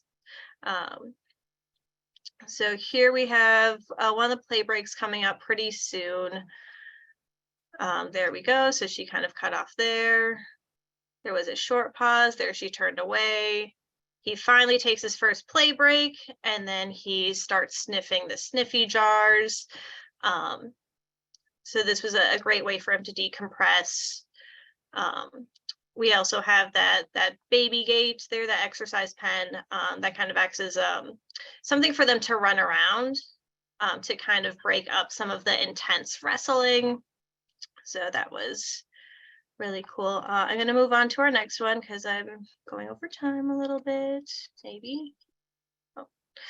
This one, Let's watch this one last one. All right. So we have Zuko and Maisie. So we'll recognize Zuko. This time I'm using a barrier. You will see quite a difference in his play style. He's much more inhibited here. Maisie was the cutest, sweet little cavalier. She tended to be pretty timid with dogs. She used to have quite a big flight distance when dogs spooked her. You'll see that occasionally she does move back a little bit, but she's staying pretty close to him, engaging, and he is much calmer. So he did learn his lesson in play breaks. That's super cute. All right, we're gonna wrap it up there. But thank you guys so much for joining me, and hopefully you got some interesting tips for improving play between adolescents who are a bit much. Yes, thank you, Lindsay. I'm so jealous of both you and Anne's puppy skills. I'm more of an adult dog person, but I love watching it. Our next speaker is Carrie Davis, and Carrie is a certified professional dog trainer and a licensed family dog mediator. She's been training and consulting for 13 years. Her specialty is helping the family dog with puppy raising, adolescent behavior, new adoptions, and even some more serious behavior concerns. Carrie's goal is to coach her clients in clear communication, safety needs, and healthy relationships with the family dog. For this presentation, Carrie will be discussing some genetic traits that can interfere with sharing our modern day lives with dogs, and hopefully give you some different angles in how you view those behaviors and their behaviors. Carrie, please take it away. Thank you. Hi, can everybody see my slides? Or a Yes. slide? Okay, perfect. I've never done this before. So welcome. I'm going to present on accidental releasing stimuli in dogs that can be problematic to our modern life today. I'll touch on 3 breed groups. This is going to be some general information and just a snapshot of some things I want you to consider when working and living with dogs. I'm certainly not like a big, huge expert on this, but I find this information to be really, really helpful with working with my clients. So first one, no help needed. Humans helped create dogs for certain jobs to increase our quality of life. We've got the vermin hunters, the livestock herders, and we've got the trackers to help us with hunting, among many other skills that our dogs have. We no longer need those positions filled. However, we actually still have these behaviors in our dogs. So we actually did this by altering the predatory sequence, which consists of motor patterns. So these dogs are out of work, yet we're still breeding the same dogs today, and they don't need we don't have all of these jobs for them to do. So that can lead us to discussing quickly FAPs and MAPs. So fixed action patterns and modal action patterns. They are typical or most common behavioral pattern expressed in a response to a releaser. They're carried out to completion. They are functional, adaptive, reinforcing, and innate. And this is awesome for nature. So a really quick example is the gray-legged goose. In the studies, the gray-legged goose, if an egg rolls out of her nest, she will get out and use her bill to bring it back into her nest. Scientists then replace that egg with some other objects, different size balls and whatnot, roll those away from the nest, and the gray-legged goose will continue to bring that back. And during that process of bringing it back, if they remove the ball, she'll still complete it until she gets back to the nest. So again, functional, adaptive, reinforcing, innate is really great for nature, but does this actually cause problems in our dogs, especially with us modern day world? So with humans intervention, we made this stuff really messy. So FAPs and MAPs on true nature compared to our domesticated dogs, there's some messiness in there. And I think we're going to have a lot of more scientists and neuroscientists kind of tell us more in the future on what they think about that. So we're going to look at a couple of breed groups here, 2 of them that I personally live with, and then another one I just chose. So some examples, the bulldog, that's going to be an American Staffordshire Terrier, an Old English Bulldog, your French Bulldogs, etc. The intended releasing stimuli for the selected predatory sequence of this breed group was the gameness to clench and twist and pull bears and bull in blood sports. So that perceived potential for conflict, no hesitation, that ended up going to dog fighting, but these guys are intense and they are ready. So that means the bulldogs we see today, accidental releasing stimuli in our modern world can just be an unruly crowds, people, animals. Small animals running, other dogs fighting, other dogs playing, that friendly dog that's pulling on leash towards your dog on the walk, your spouse coming in for a big hug or the tickle fight on the couch, any and all arousing stimulus. So at my house, I've discovered with Vanya, who is my Staffordshire Bull Terrier, so she's got the terrier and bull in her, a shovel and a chainsaw absolutely turn her crank. She postures, whips around, and looks for Ryder to go after it. So I know what I have to do around her right away. The label that we can potentially give for this, or that others will give, is dog aggressive, unpredictable, uncontrollable, among others. Let's go to the herding group. So the cattle dog, Australian Shepherd, bearded collie, etc. Intended releasing stimuli, again, for the selected predatory sequence that we altered to guard against predators in pasture, changes in the environment, react to fast movements, hold animals in place, push animals around, all of that kind of stuff. And the biggest one you really want to remember is, again, sudden environmental changes. Where can that get the herders in trouble? Accidental releasers include bikers, joggers, things with wheels. So coming from your house window or out on a walk, visitors coming to the door, kids yelling, wrestling, screaming, large items in your arms, coming into the house, a new hat or a big coat, anything that isn't in her rule book that she understands, and any sudden environmental contrast. And when those things happen, her behaviors could be labeled human aggressive, animal aggressive, controlling, and crazy. I've lived with some, so I know. The natural dog. So this is going to be your Huskies, Malamutes, Samoyeds, Chow Chows, etc. Again, intended, these guys, they're on the much more kind of wild, natural side. So a lot of self-preservation, protection of territory, tracking and hunting small game, and protection of intruders for their family. So the accidental releasers for any natural dog could potentially be visitors to the home, small pets. So the neighbor's cat running across the yard, wildlife, small children running, lack of choice and restraint with these guys can also get them to show some of their potential behavior patterns. So the label could again be territorial, animal aggressive, human aggressive, or stubborn. Why does it matter? Well, with me and all of us, it should be everything has to matter when we come and when we're dealing with dogs and people. So when everything matters, we need to look at the past and current learnings, the environment, their genetics, and their self. When we look at labels, they're helpful until they're not, and our public is listening. So let's be careful with the labels that we choose and use, and make sure that we're just putting our best foot forward on how we, again, are potentially using those words. Remembering that the historical roles can help with future success because we can understand what the dogs were bred for, and then again set up for success. And then remembering that our human role in creating this made things messy. So while nature can be more explainable on the real natural side in many ways, when we get involved with the dog breeds, again, we kind of made that a mess. So what can we do?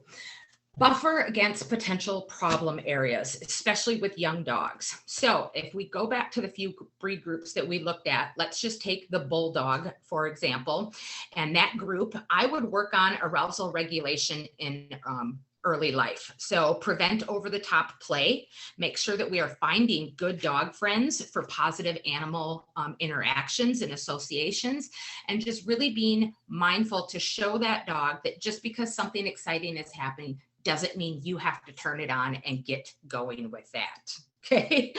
For the herders, I would probably end up working on as a young dog, working on off-duty spots and associated wonderful things for people entering the house, working on calm around the neighbors outside in the neighborhood. And I'd never let them chase the cat or the kids because that would start some behaviors. So our herders, again, I want to make sure that they realize that they don't have to police the entire environment. I want to show them that it all means good things and that I can take care of that for them. With the natural dog, I'm probably going to work on partnership, the absolute most with this breed. And all of this stuff kind of goes with every dog, right? But trust and communication with these guys and work on cooperative care.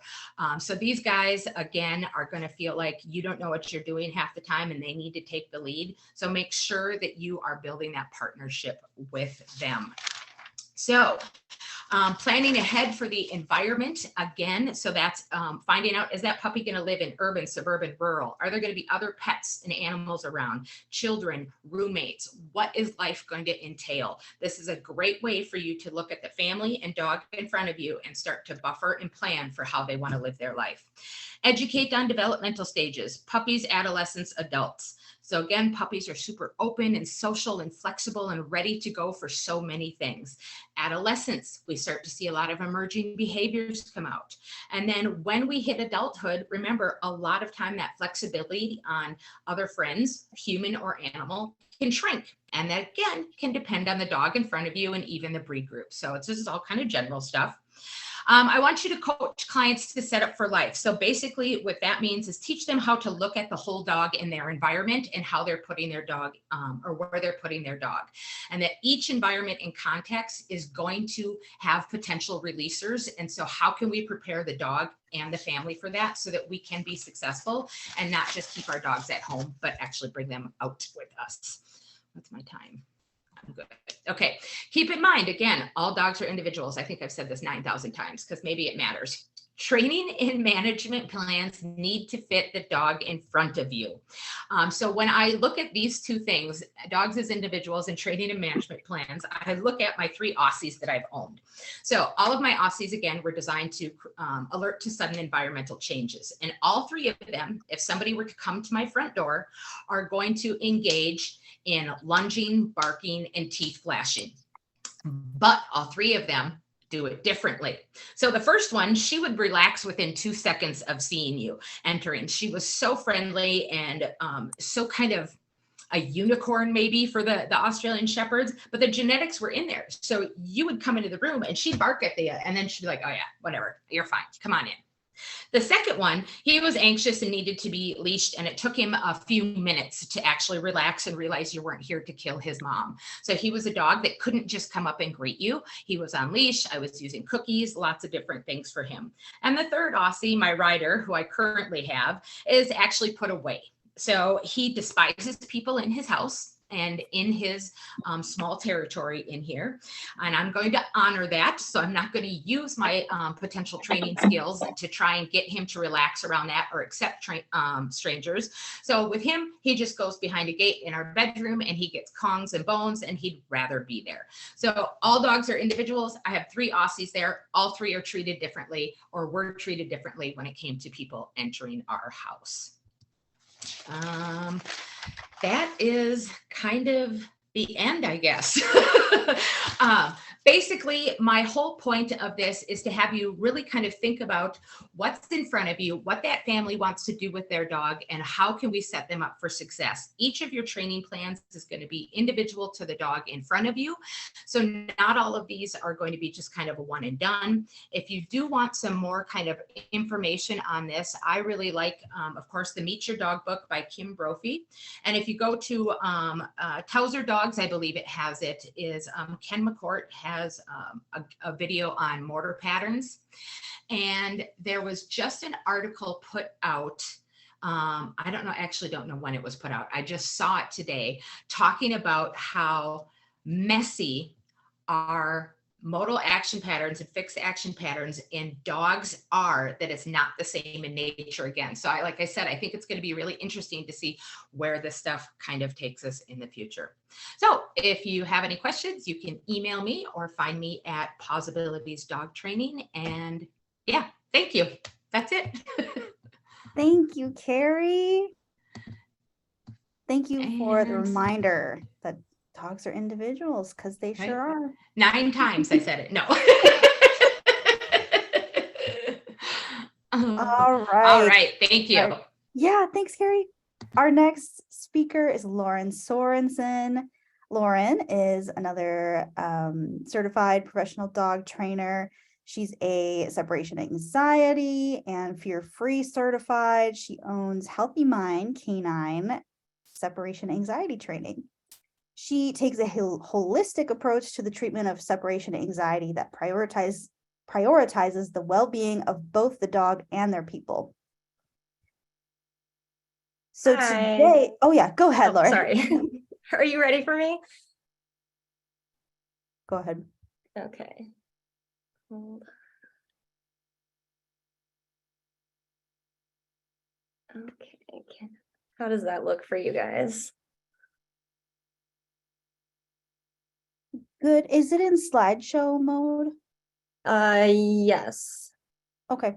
If that's what you wanted. Or what do you see? Sorry, what are you seeing right now? We can see the slides on the bottom. I don't know if you want us to see Oh, that. okay, no, I don't. Yeah, Hold we on. can see the note on the time there. Okay, now hit, oh, it's in Canva. I don't know how to do it in there. Bailey probably does. Maybe present. Mm, I've never presented out of Canva. Yeah, I think Oh, you no. do Go to present. present. Yep, there you go. Nice. Oh, And you see it? Oh, You Actually, have you to can- change the mode that you're in. So exit out of that real quick again Okay. to present. And where it says presenter view, click the drop down on that. Oh, I believe it's standard is what you want. I'm pretty sure. Okay, I was hoping to do it in presenter view. Hold on. I think you could probably do it in presenter view, but is there, when you do that, could you do the full screen option towards the corner? Yeah. Hold on. Wow. Sorry, guys. This was working when I tried it earlier. new year, new things. Yes. Fine. We got this. It's all good. Okay.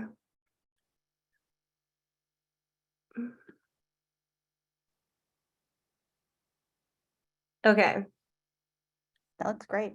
Can you still see the slides at the bottom? No, it's perfect. Excellent. Okay, great. Okay, so preventing separation anxiety in puppies and newly adult dogs. So in order to understand how to prevent separation anxiety, I want to talk about how it develops. And so these can be things like a genetic predisposition, lack of experiences or bad experiences as a puppy, maternal stress during pregnancy, or the mom's behavior towards her puppies too. And this is a topic for a whole other presentation, but the moral of the story is that we really need to be smart about where we're getting our puppies from. So then we have these big life changes that can trigger separation anxiety later in life. And these are huge considerations for adult adoptees. But we also need to acknowledge that our puppies are going through some of these things too. We've just taken them from everything they know and we've thrown them into this strange house with these strange people. A puppy's likely never been completely left alone before. And for adults, we just simply don't know them yet. Maybe we don't even know their history, and leaving them for 8 hours a day in a strange place with no training is really jarring and kind of unfair for us to expect, in my opinion. And piggybacking off of that, coming into a new home and being by themselves overnight can also be really distressing for them. So I always recommend that people put their new dog or puppy in their bedroom, whether that's in a crate or not, it's up to you. And this is actually really important to help facilitate a secure attachment and be there to support our dogs. And a secure attachment means less chance of developing separation anxiety down the road. So we're not going to talk about crate training today. It's non-essential for preventing separation anxiety, but everything can be used along with crate training if you so choose to crate train. I do want to mention though that if you've got an adult dog, crate training may take longer if they've never been crate trained or they've had bad experiences in the past in the crate. So in the meantime, try some different things to see where they do best when left alone. These could be things like they're gated in a room, they're in a room with the door closed, they're there's a crate attached to a larger pen. Maybe they're loose in the house or confined to a certain space in the house with baby gates. Sometimes simply changing where they're left can make all the difference for those adult dogs. So when we bring home a new puppy or adult dog, set it up so that you have a little bit of time off if you can. This gives people time to bond and get to know their new dog, help their dog settle in. And if you can't take time off, help find people to help share the care at first. So we're not leaving them alone for hours right off the bat. So reach out to family, friends, pet sitters, people in your community, college students that can't have their own dog that would love to hang out with your dog, retired people that have time and don't have their own pet too are good resources. For adult adopted dogs, it's probably best to have somebody come into the house so we're not bopping them around from place to place, stressing them out even more. And this can also be great socialization for puppies and helps expand an adult dog's circle of people that they're comfortable with, people that they trust, which might make life easier for them down the line. Home cameras. When we're training home alone time, it's really important that we're able to see if the dog is actually doing well or not. There are a lot of really cheap options for cameras out there. I personally like the Wyze camera. If you have a camera with a talk or remote movement function, be mindful about using those. It can be really unsettling for some dogs. They likely don't understand that that voice is you or where it's coming from. And the cameras that move around also can make some noise, and that can be a little bit unsettling for those guys. So let's get into how we actually train for home alone success. And how we do this is basically gradual exposure. We want to build up lots of short, successful absences. And success means that we're not seeing any signs of anxiety or frustration. So we can start with simply walking out the door and coming back right away. Monitoring how our dog does with that. Even though we're not actually going anywhere, this is still building up those safe absences and teaching the dog that we always come back and that us going out of the door is insignificant. If the dog is doing well with that, then we can start doing things like maybe we take out the trash, and then maybe we go to the end of the driveway and get the mail. And then maybe we take a short walk down the street and back. And then maybe we go to a coffee shop and get a coffee at the drive-thru. And then we go to the grocery store. And you can see that these activities are slowly building up those time increments. And it can be really easy to fit this training into just regular life and still get your errands done and whatnot. And when we're building up those increments, we want to build at the dog's pace. And this may mean that we have to drop back and give them some easy wins if they're struggling. But we should always be dropping back and moving forward based on that dog's behavior. The dog should be running the training. If they are struggling, come back as soon as you can. Bad experiences are what we want to avoid. And if they're showing signs of anxiety and even frustration, they're having a bad experience. And that behavior is communication. And in order to help facilitate that secure attachment, we need to listen to that communication and show them that we will help them when they're struggling. So please be their safety net. Can't stress that enough. There are some clients out there that are going to be really worried that that doing this is going to be reinforcing the anxiety. I'm not a believer that we can positively reinforce anxiety, but even so, if we're truly training at the dog's pace, this shouldn't be happening consistently enough for the dog to learn that X behavior makes their people return. So food is something that comes up a lot in home alone training or, just separation anxiety training in general. You can use food if you want, as long as the dog is actually aware that you've gone. But if you are going to try it, keep an eye out, see what they do once they've finished the food. Some dogs will finish the food and then realize you've gone and then start becoming anxious. There's no harm in testing it out, but if the dog becomes anxious, then incorporating food probably isn't the best option for that dog. And I also want to address greeting. We all know there's this lingering myth out there that greeting dogs when we get home contributes to separation anxiety or worsens separation anxiety, or it's somehow going to help treat it. And we don't actually have any evidence that this is true. So I don't love this myth. I've actually seen it create more anxiety and frustration for dogs who are already experiencing those feelings when left alone. And this is also part of that secure attachment. Your dog wants to greet you. They're communicating a need for social interaction. And if we ignore that need, then it's not helping with that secure attachment, right?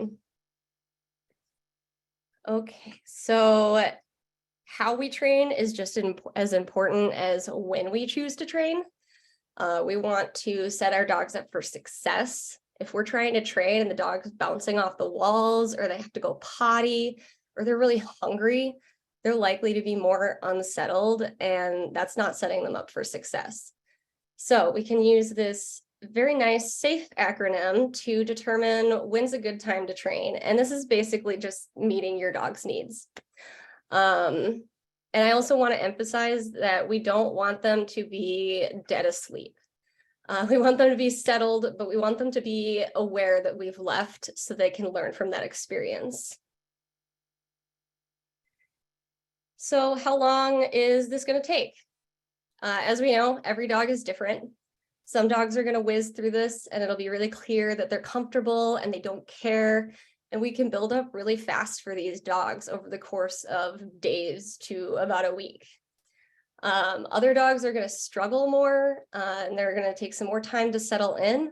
And for these guys, keep sharing that care. It's really important to prevent those bad experiences proactively so that they don't learn that being alone is terrifying and potentially developing separation anxiety because they find it terrifying, right? Okay. And if they continue to struggle, you've done this for a few weeks, like couple weeks, and they're continuing to struggle and you're identifying there's a problem, and you're an owner or a trainer who's not comfortable working with separation anxiety, refer or reach out to a SAPT or CSAT. Working with a specialist sooner rather than later can make all the difference for that dog and their people.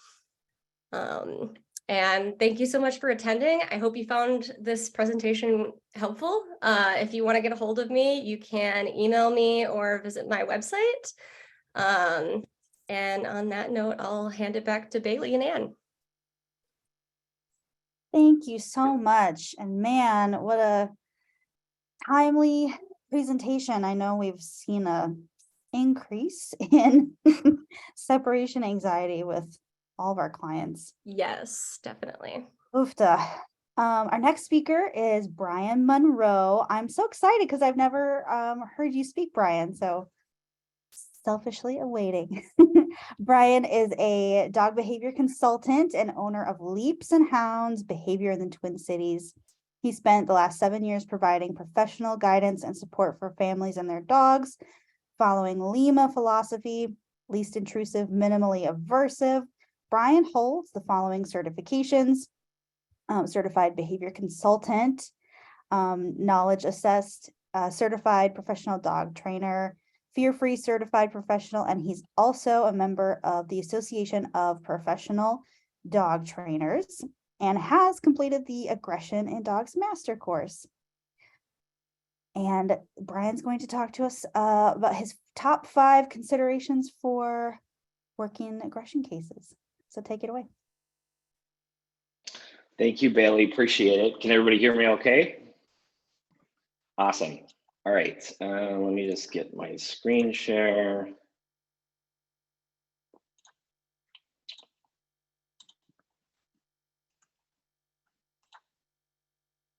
All right.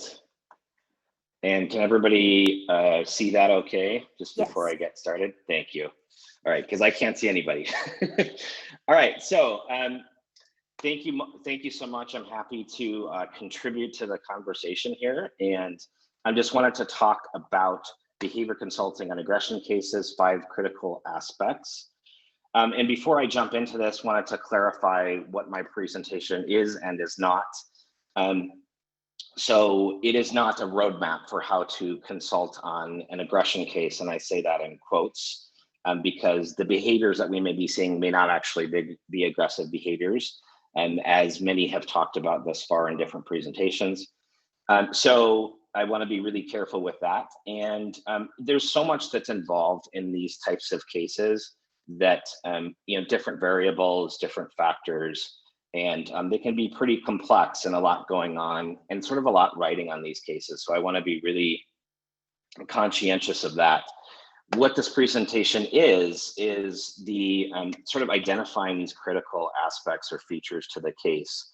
And we want to make sure that we're checking the boxes on these to ensure we have a successful resolution, and however that looks for the client or the family in front of us.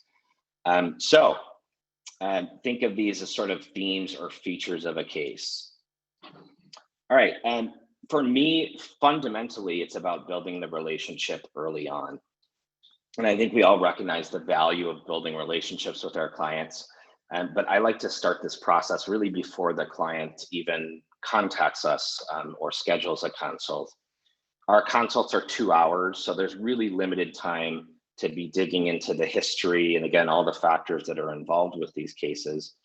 So I start this relationship building with our website. And this is really something that's relevant for me in particular in the last couple months here as we launched Leaps and Hounds. And I want to make sure the website's easy to use. I want to make sure it's informative. I want to make sure that their clients or viewers of the website can easily navigate the site and find the information they need. There's another aspect to this that I think is important, and that's accessibility.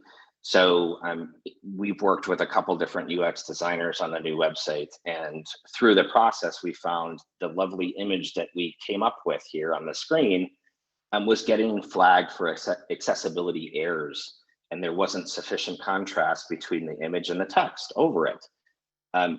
Sounds like not that big of an issue, but it actually is, because for in terms of people that may be visually impaired, for example, viewing the website with the screen reader, they're not going to be able to understand who we are, our mission, our vision, our values. This can apply to other elements and functions of the site as well. So it's really important that we have that accessibility with the site and the design. And also, we use Acuity as a scheduling process, and that's all done online. And so clients can book the consult through our website from the time they click on the schedule the consult button to the end of the process. It's about 20 to 30 minutes. They review the contract, they agree to the terms of service there, and then they can fill out the intake form, history, all of that, and get confirmation emails once they've paid for the consult through that process. So that then sort of sets the stage for us showing up at the consult and jumping right into some of this relationship building. And the values, the core values that our company is about, we can demonstrate those through the consult and, again, through these various processes. I'm also looking at collaboration with the client in terms of, I believe, as a consultant, I have a role, the client has a role, the dog has a role. They're veterinarian, dog groomers, dog trainers, pet sitters, etc. We all have roles in these particular cases. So I want to make sure I'm especially reaching out to other industries that I can pull into the case as a resource. And that way I have that relationship established ahead of time, and it's a clean segue into the case. The other piece that I want to transition to is this idea of, are we feeling safe? Most of the time in these cases, the client isn't feeling safe, the dog isn't feeling safe, and there's various reasons for that. So the way I like to define aggression is really about unmet needs. And I kind of borrowed this from Dr. Fackel in his presentations. And I think he describes it as like an absence of needs being met. So I'm looking at, Maslow's hierarchy of needs, which we all know: security, trust, safety, consistency, really some of these emotional and social needs. I think these are the core ones we want to focus on. Likewise, even more fundamental than that, the health of the dog, food safety, food, shelter, water, air, all of that, right? And I want to understand how the dog is communicating about maybe some of these unmet needs in terms of their body language. And I usually just kind of use third-party narration with clients when we're in a consult and I'm looking at the body language signals. And rather than being a little bit more formal about how we describe body language. And then I'm also asking the client and observing how they're interacting with their dog, what their communication is like, what patterns they're creating in the home, what are those environmental cues, verbal cues that the dog is being given. I think and we'll touch on more of this later, but one of the most fundamental elements to this idea of feeling safe is proactive management. And so many clients, as we know, are focused on like, what do I do when the aggressive behavior happens, right? And I just explain this in terms of a more proactive approach. We need to really get ahead of that and prevent the context in which the aggressive behavior is likely to occur. Anytime that there's multiple dogs in the home or children in the home or there's visitors, we're using 2 layers of safety. I feel like this is a really good rule, especially really at a minimum, especially with the more serious cases. Gates, rooms, tethers, crates, those are all good options that we can consider. I think probably the most central theme with all of this is really meeting the family where they're at. I think we're really good with meeting dogs where they're at as trainers and consultants. We have a lot of background and knowledge about our field, and sometimes it's harder to do that with families. There's multiple family members, there's different philosophies at play there. So I want to do a lot of empathetic listening early on. And when I'm getting to the point of explaining behavior and emotions, I'm doing that in really simple terms. We've talked a lot about labels in these presentations, and I think those are helpful as well. And also, I'm usually just identifying the observable behaviors: lunging, barking, growling, snapping, snarling, biting, etc. And I'm using human analogies. If, for example, I'm talking about, let's say, resource guarding, I might use a human analogy to describe what's going on there emotionally and from a behavior standpoint. The topic inevitably comes up if we're looking at the history of the dog and the family, in terms of some of these more controversial topics of dominance and aversive methods. And I just want to say, I take really careful consideration if, when, and how this discussion happens. I think in a lot of cases, it can be easy to go down, take 45 minutes explaining about aversive methods or some philosophy that the client might have. What I really want to shift to, and this is part comes from listening to the client, is what relationship do you want with your dog? And then from there, we can kind of build in those more humane strategies. I love the acronym of KISS. Keep it simple, stupid is how I learned it. And I don't particularly like that phrasing, so I changed it to keep it simple, silly. And especially when we get to the topic of prognosis, it's really easy to stay off or to venture off track. I like to make sure, again, I'm listening, understanding the needs, and really stay on track towards, okay, where do we move forward with here or from here? And that's, again, understanding the whys first, and then we can look at the what and how we proceed. So for us at Leaps and Hounds, we follow LEMA as many of us do: least intrusive, minimally aversive, and we're using reward-based methods. So in particular with a safety or management plan, whatever we want to call that as we're moving forward, I think it's important to triage the safety piece first. I've run into a lot of these cases where it's so easy to go into behavior change protocols and whatever that happens to look like. But without that safety and management in place, we tend to have a lot of setbacks, and it can actually create more problems. And fundamentally, though, again, if we're following Lima, we're looking at, do we need a vet referral? Is there some sign of pain or discomfort? I think, Sarah, you talked about it in your presentation, and someone else did. Are there sleep disturbances happening? You know, we're asking lots of those questions on the health side of things. We want to be really careful that we're not veterinarians, so we shouldn't be making recommendations, but we're gathering history. And then obviously providing that appropriate referral. That also comes into play if we're seeing a lot of increased anxiety. I like to, or increased emotional responses. I like to use the 3 Ps, Susan Clothier's 3 Ps, proportion, provocation, and persistence, to kind of help me gauge, is the dog able to learn, or do we need to reach out to the vet for a referral for evaluation on behavior meds? Also, with safety and enrichment, again, this is probably the most important piece. We've heard several definitions of enrichment over our careers. I really like meeting all the needs of the dog as a great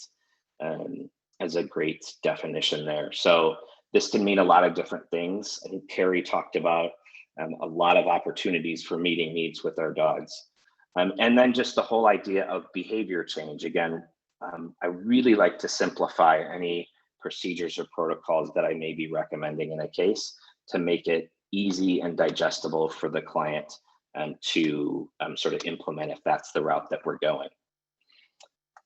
Lastly, just wanted to talk about this feeling of, are we in over our head? And I feel like I certainly, and I think we have all had this feeling in various cases, especially if we've been doing this for a while.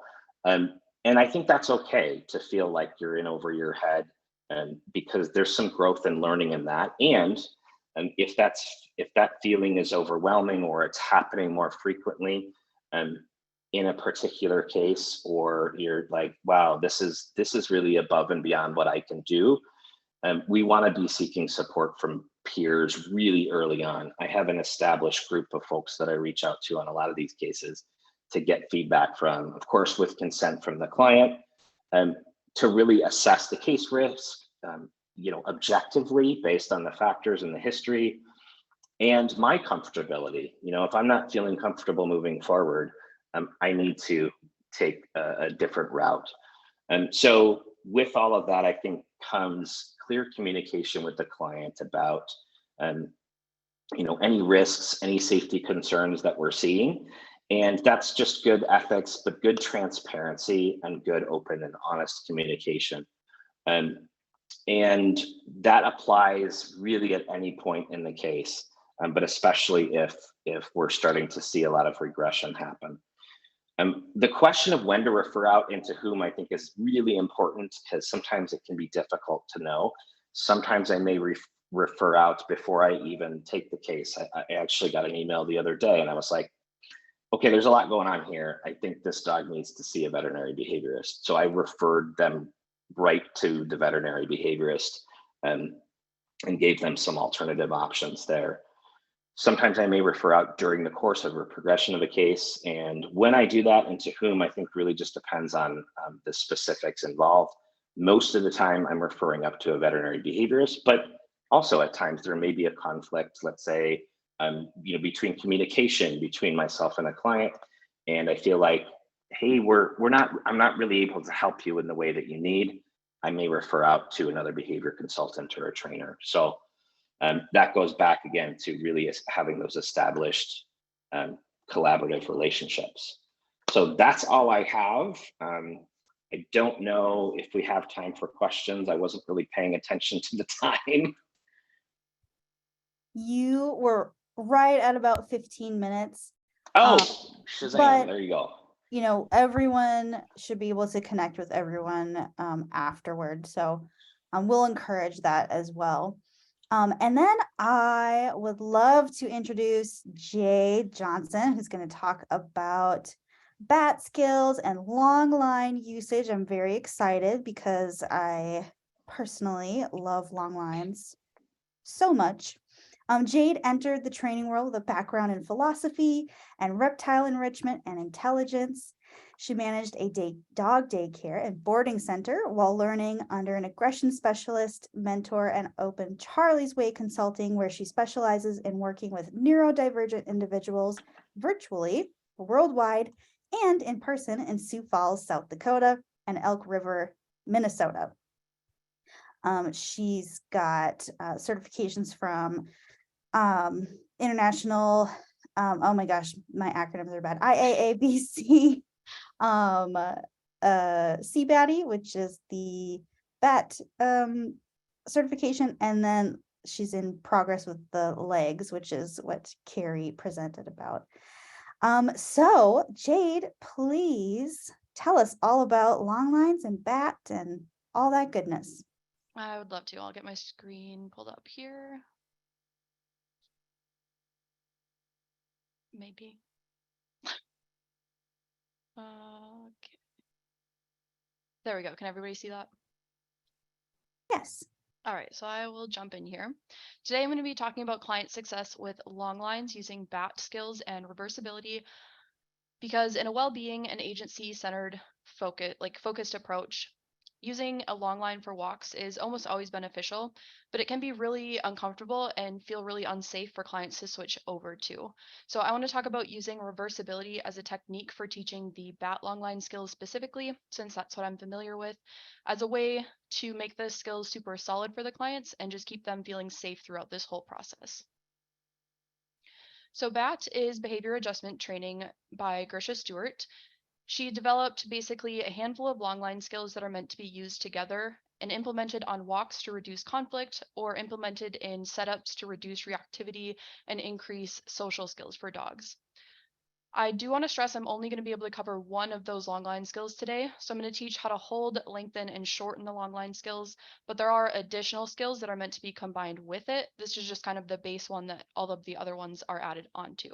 So if you're interested in learning more about this specific longline skill or how to use it, I do really love her school and recommend going to her website, which is school.grishastewart.com. She does have a 6-month scholarship option for everyone and anyone, which makes the 6 months access free. So that's a really great option for anyone who wants or needs it. If you're interested in these skills specifically, you'll want to check out the presentation labeled BAT 101, Resocialization for Aggression, Frustration, and Fear. And then her book is BAT 2.0. The technique has recently evolved into BAT 3.0 though, so she has another presentation if you want to get like a full picture.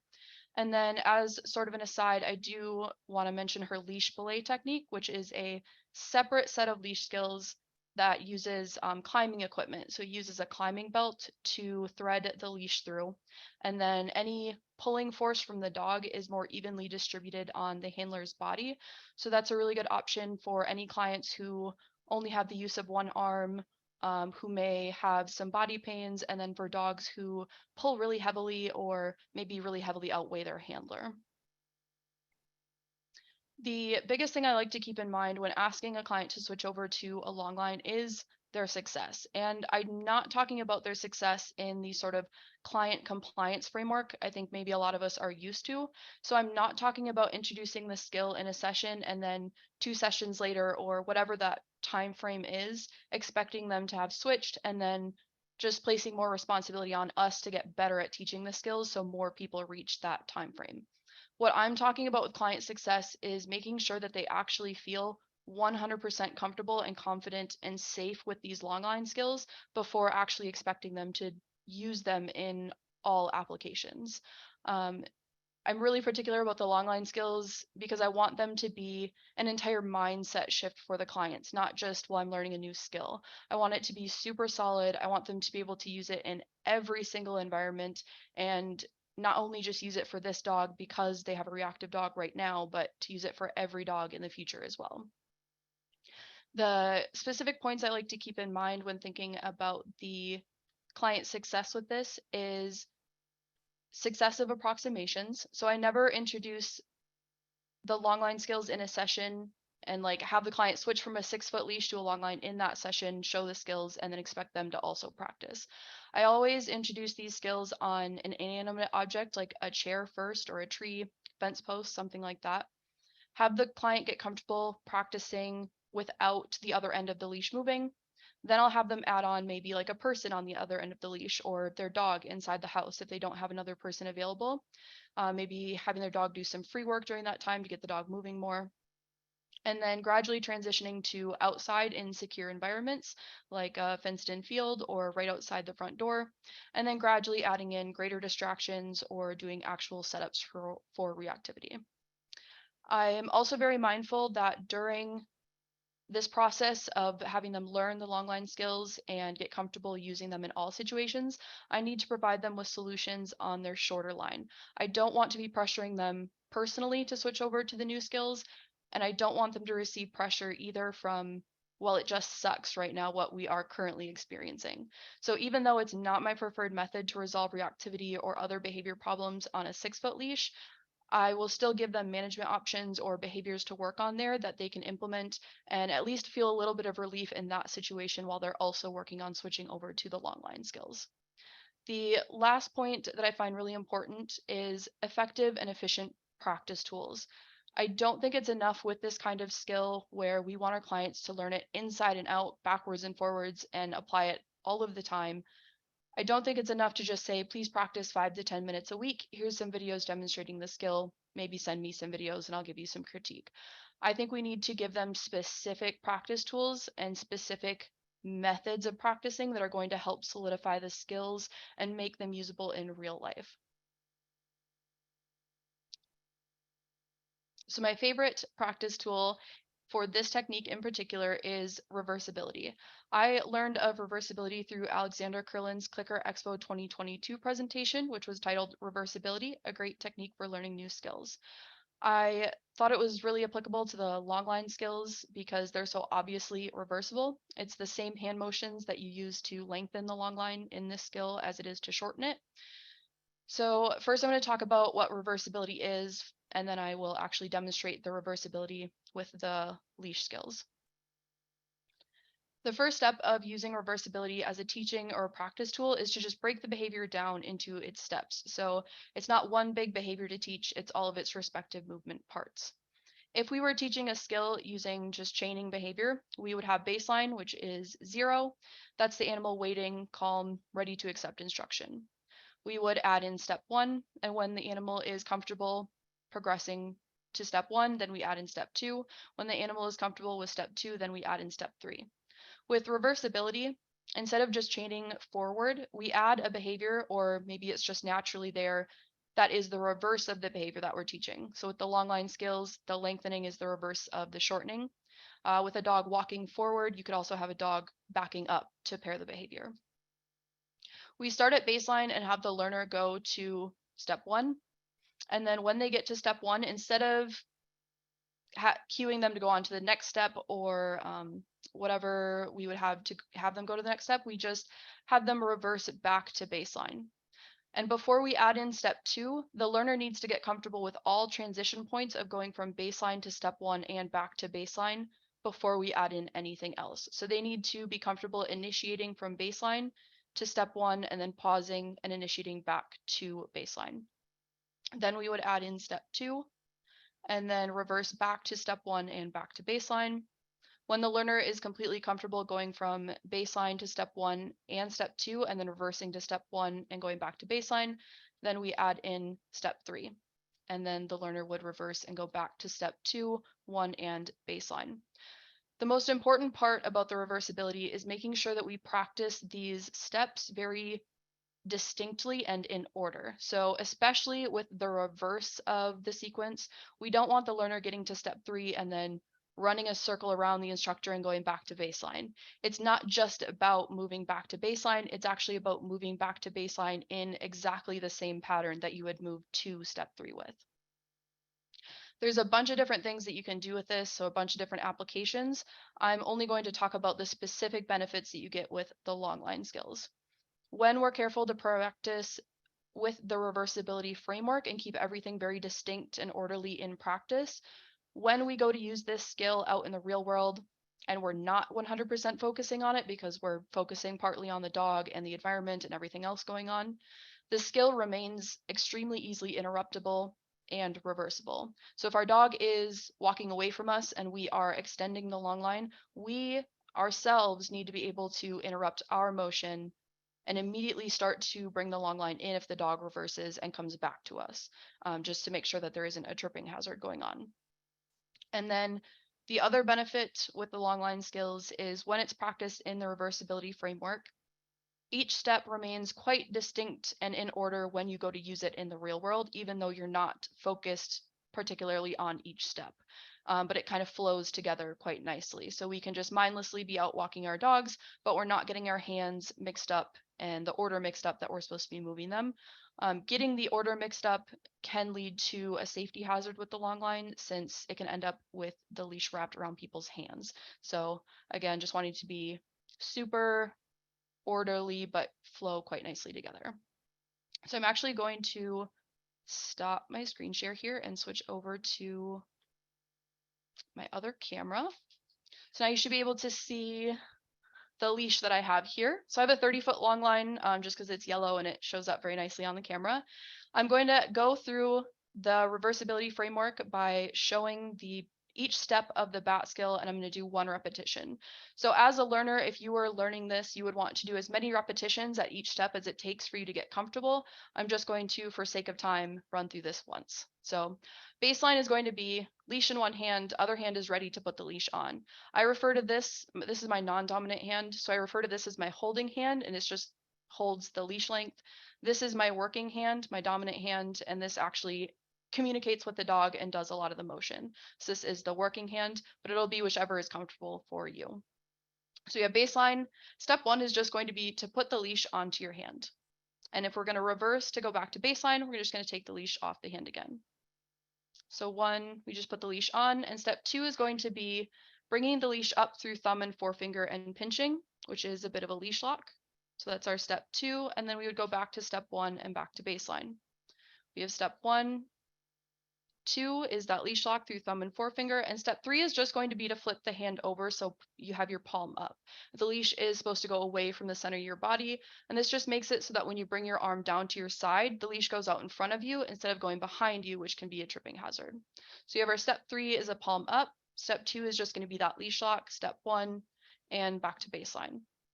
So we'll go step 1, 2 is our leash lock, 3 is palm up, and 4 is to get our working hand onto the leash, which is just palm up, sort of scooped under the leash here, and then you can pinch between thumb and forefinger.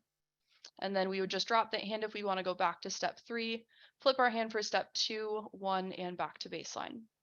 So we'll go step 1, leash lock 2, palm up for 3, working hand scooped under the leash for step 4. Step 5 is bringing the pinkies together. So we're going to scoop under the leash and bring our pinkies together so the leash lays across both of your hands here. And then if we want to move back to step 4 here, just bring hands apart, drop this for step 3, 2, 1, and baseline.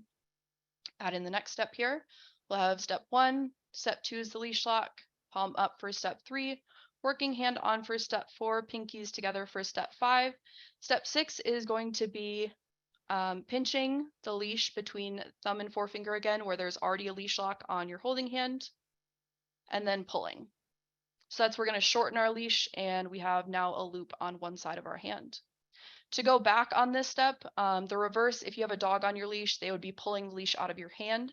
For practice, we can just slide our hands back to our step 5 position, go back to step 4, 3, 2, 1, and back to baseline.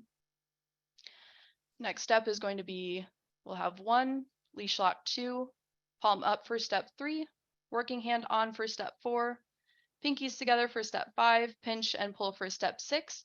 And then we don't go for pinkies together again. We actually alternate to palms together for step 7. And we just separate for step 6, slide back for step 5, step 4, 3, 2, 1, and baseline. And then we'll add the last step. So step 8 is the last. We have step 1, leash lock for 2, palm up for step 3, working hand on for step 4, pinkies together for 5, pinch and pull for 6, palms together and pull for 7, 8. I don't know, I forgot my numbers at this point, but Our 8th position is going to be the end where we've pulled out. And now you see, because we do the alternation, there's a loop on either side of the hand here, but there's no loop around the hand. So you can just drop this out of your hand if you needed to bail without having a leash get stuck around your hand. So that was a super brief demonstration of the bat skills and the reversibility put together. Hopefully it's still enough to be applicable. Definitely reach out with any questions. Oh, and then one thing I do want to mention is if you need to shorten the leash further, you would just repeat steps 5 through 8 there to alternate between pinkies together and palms together.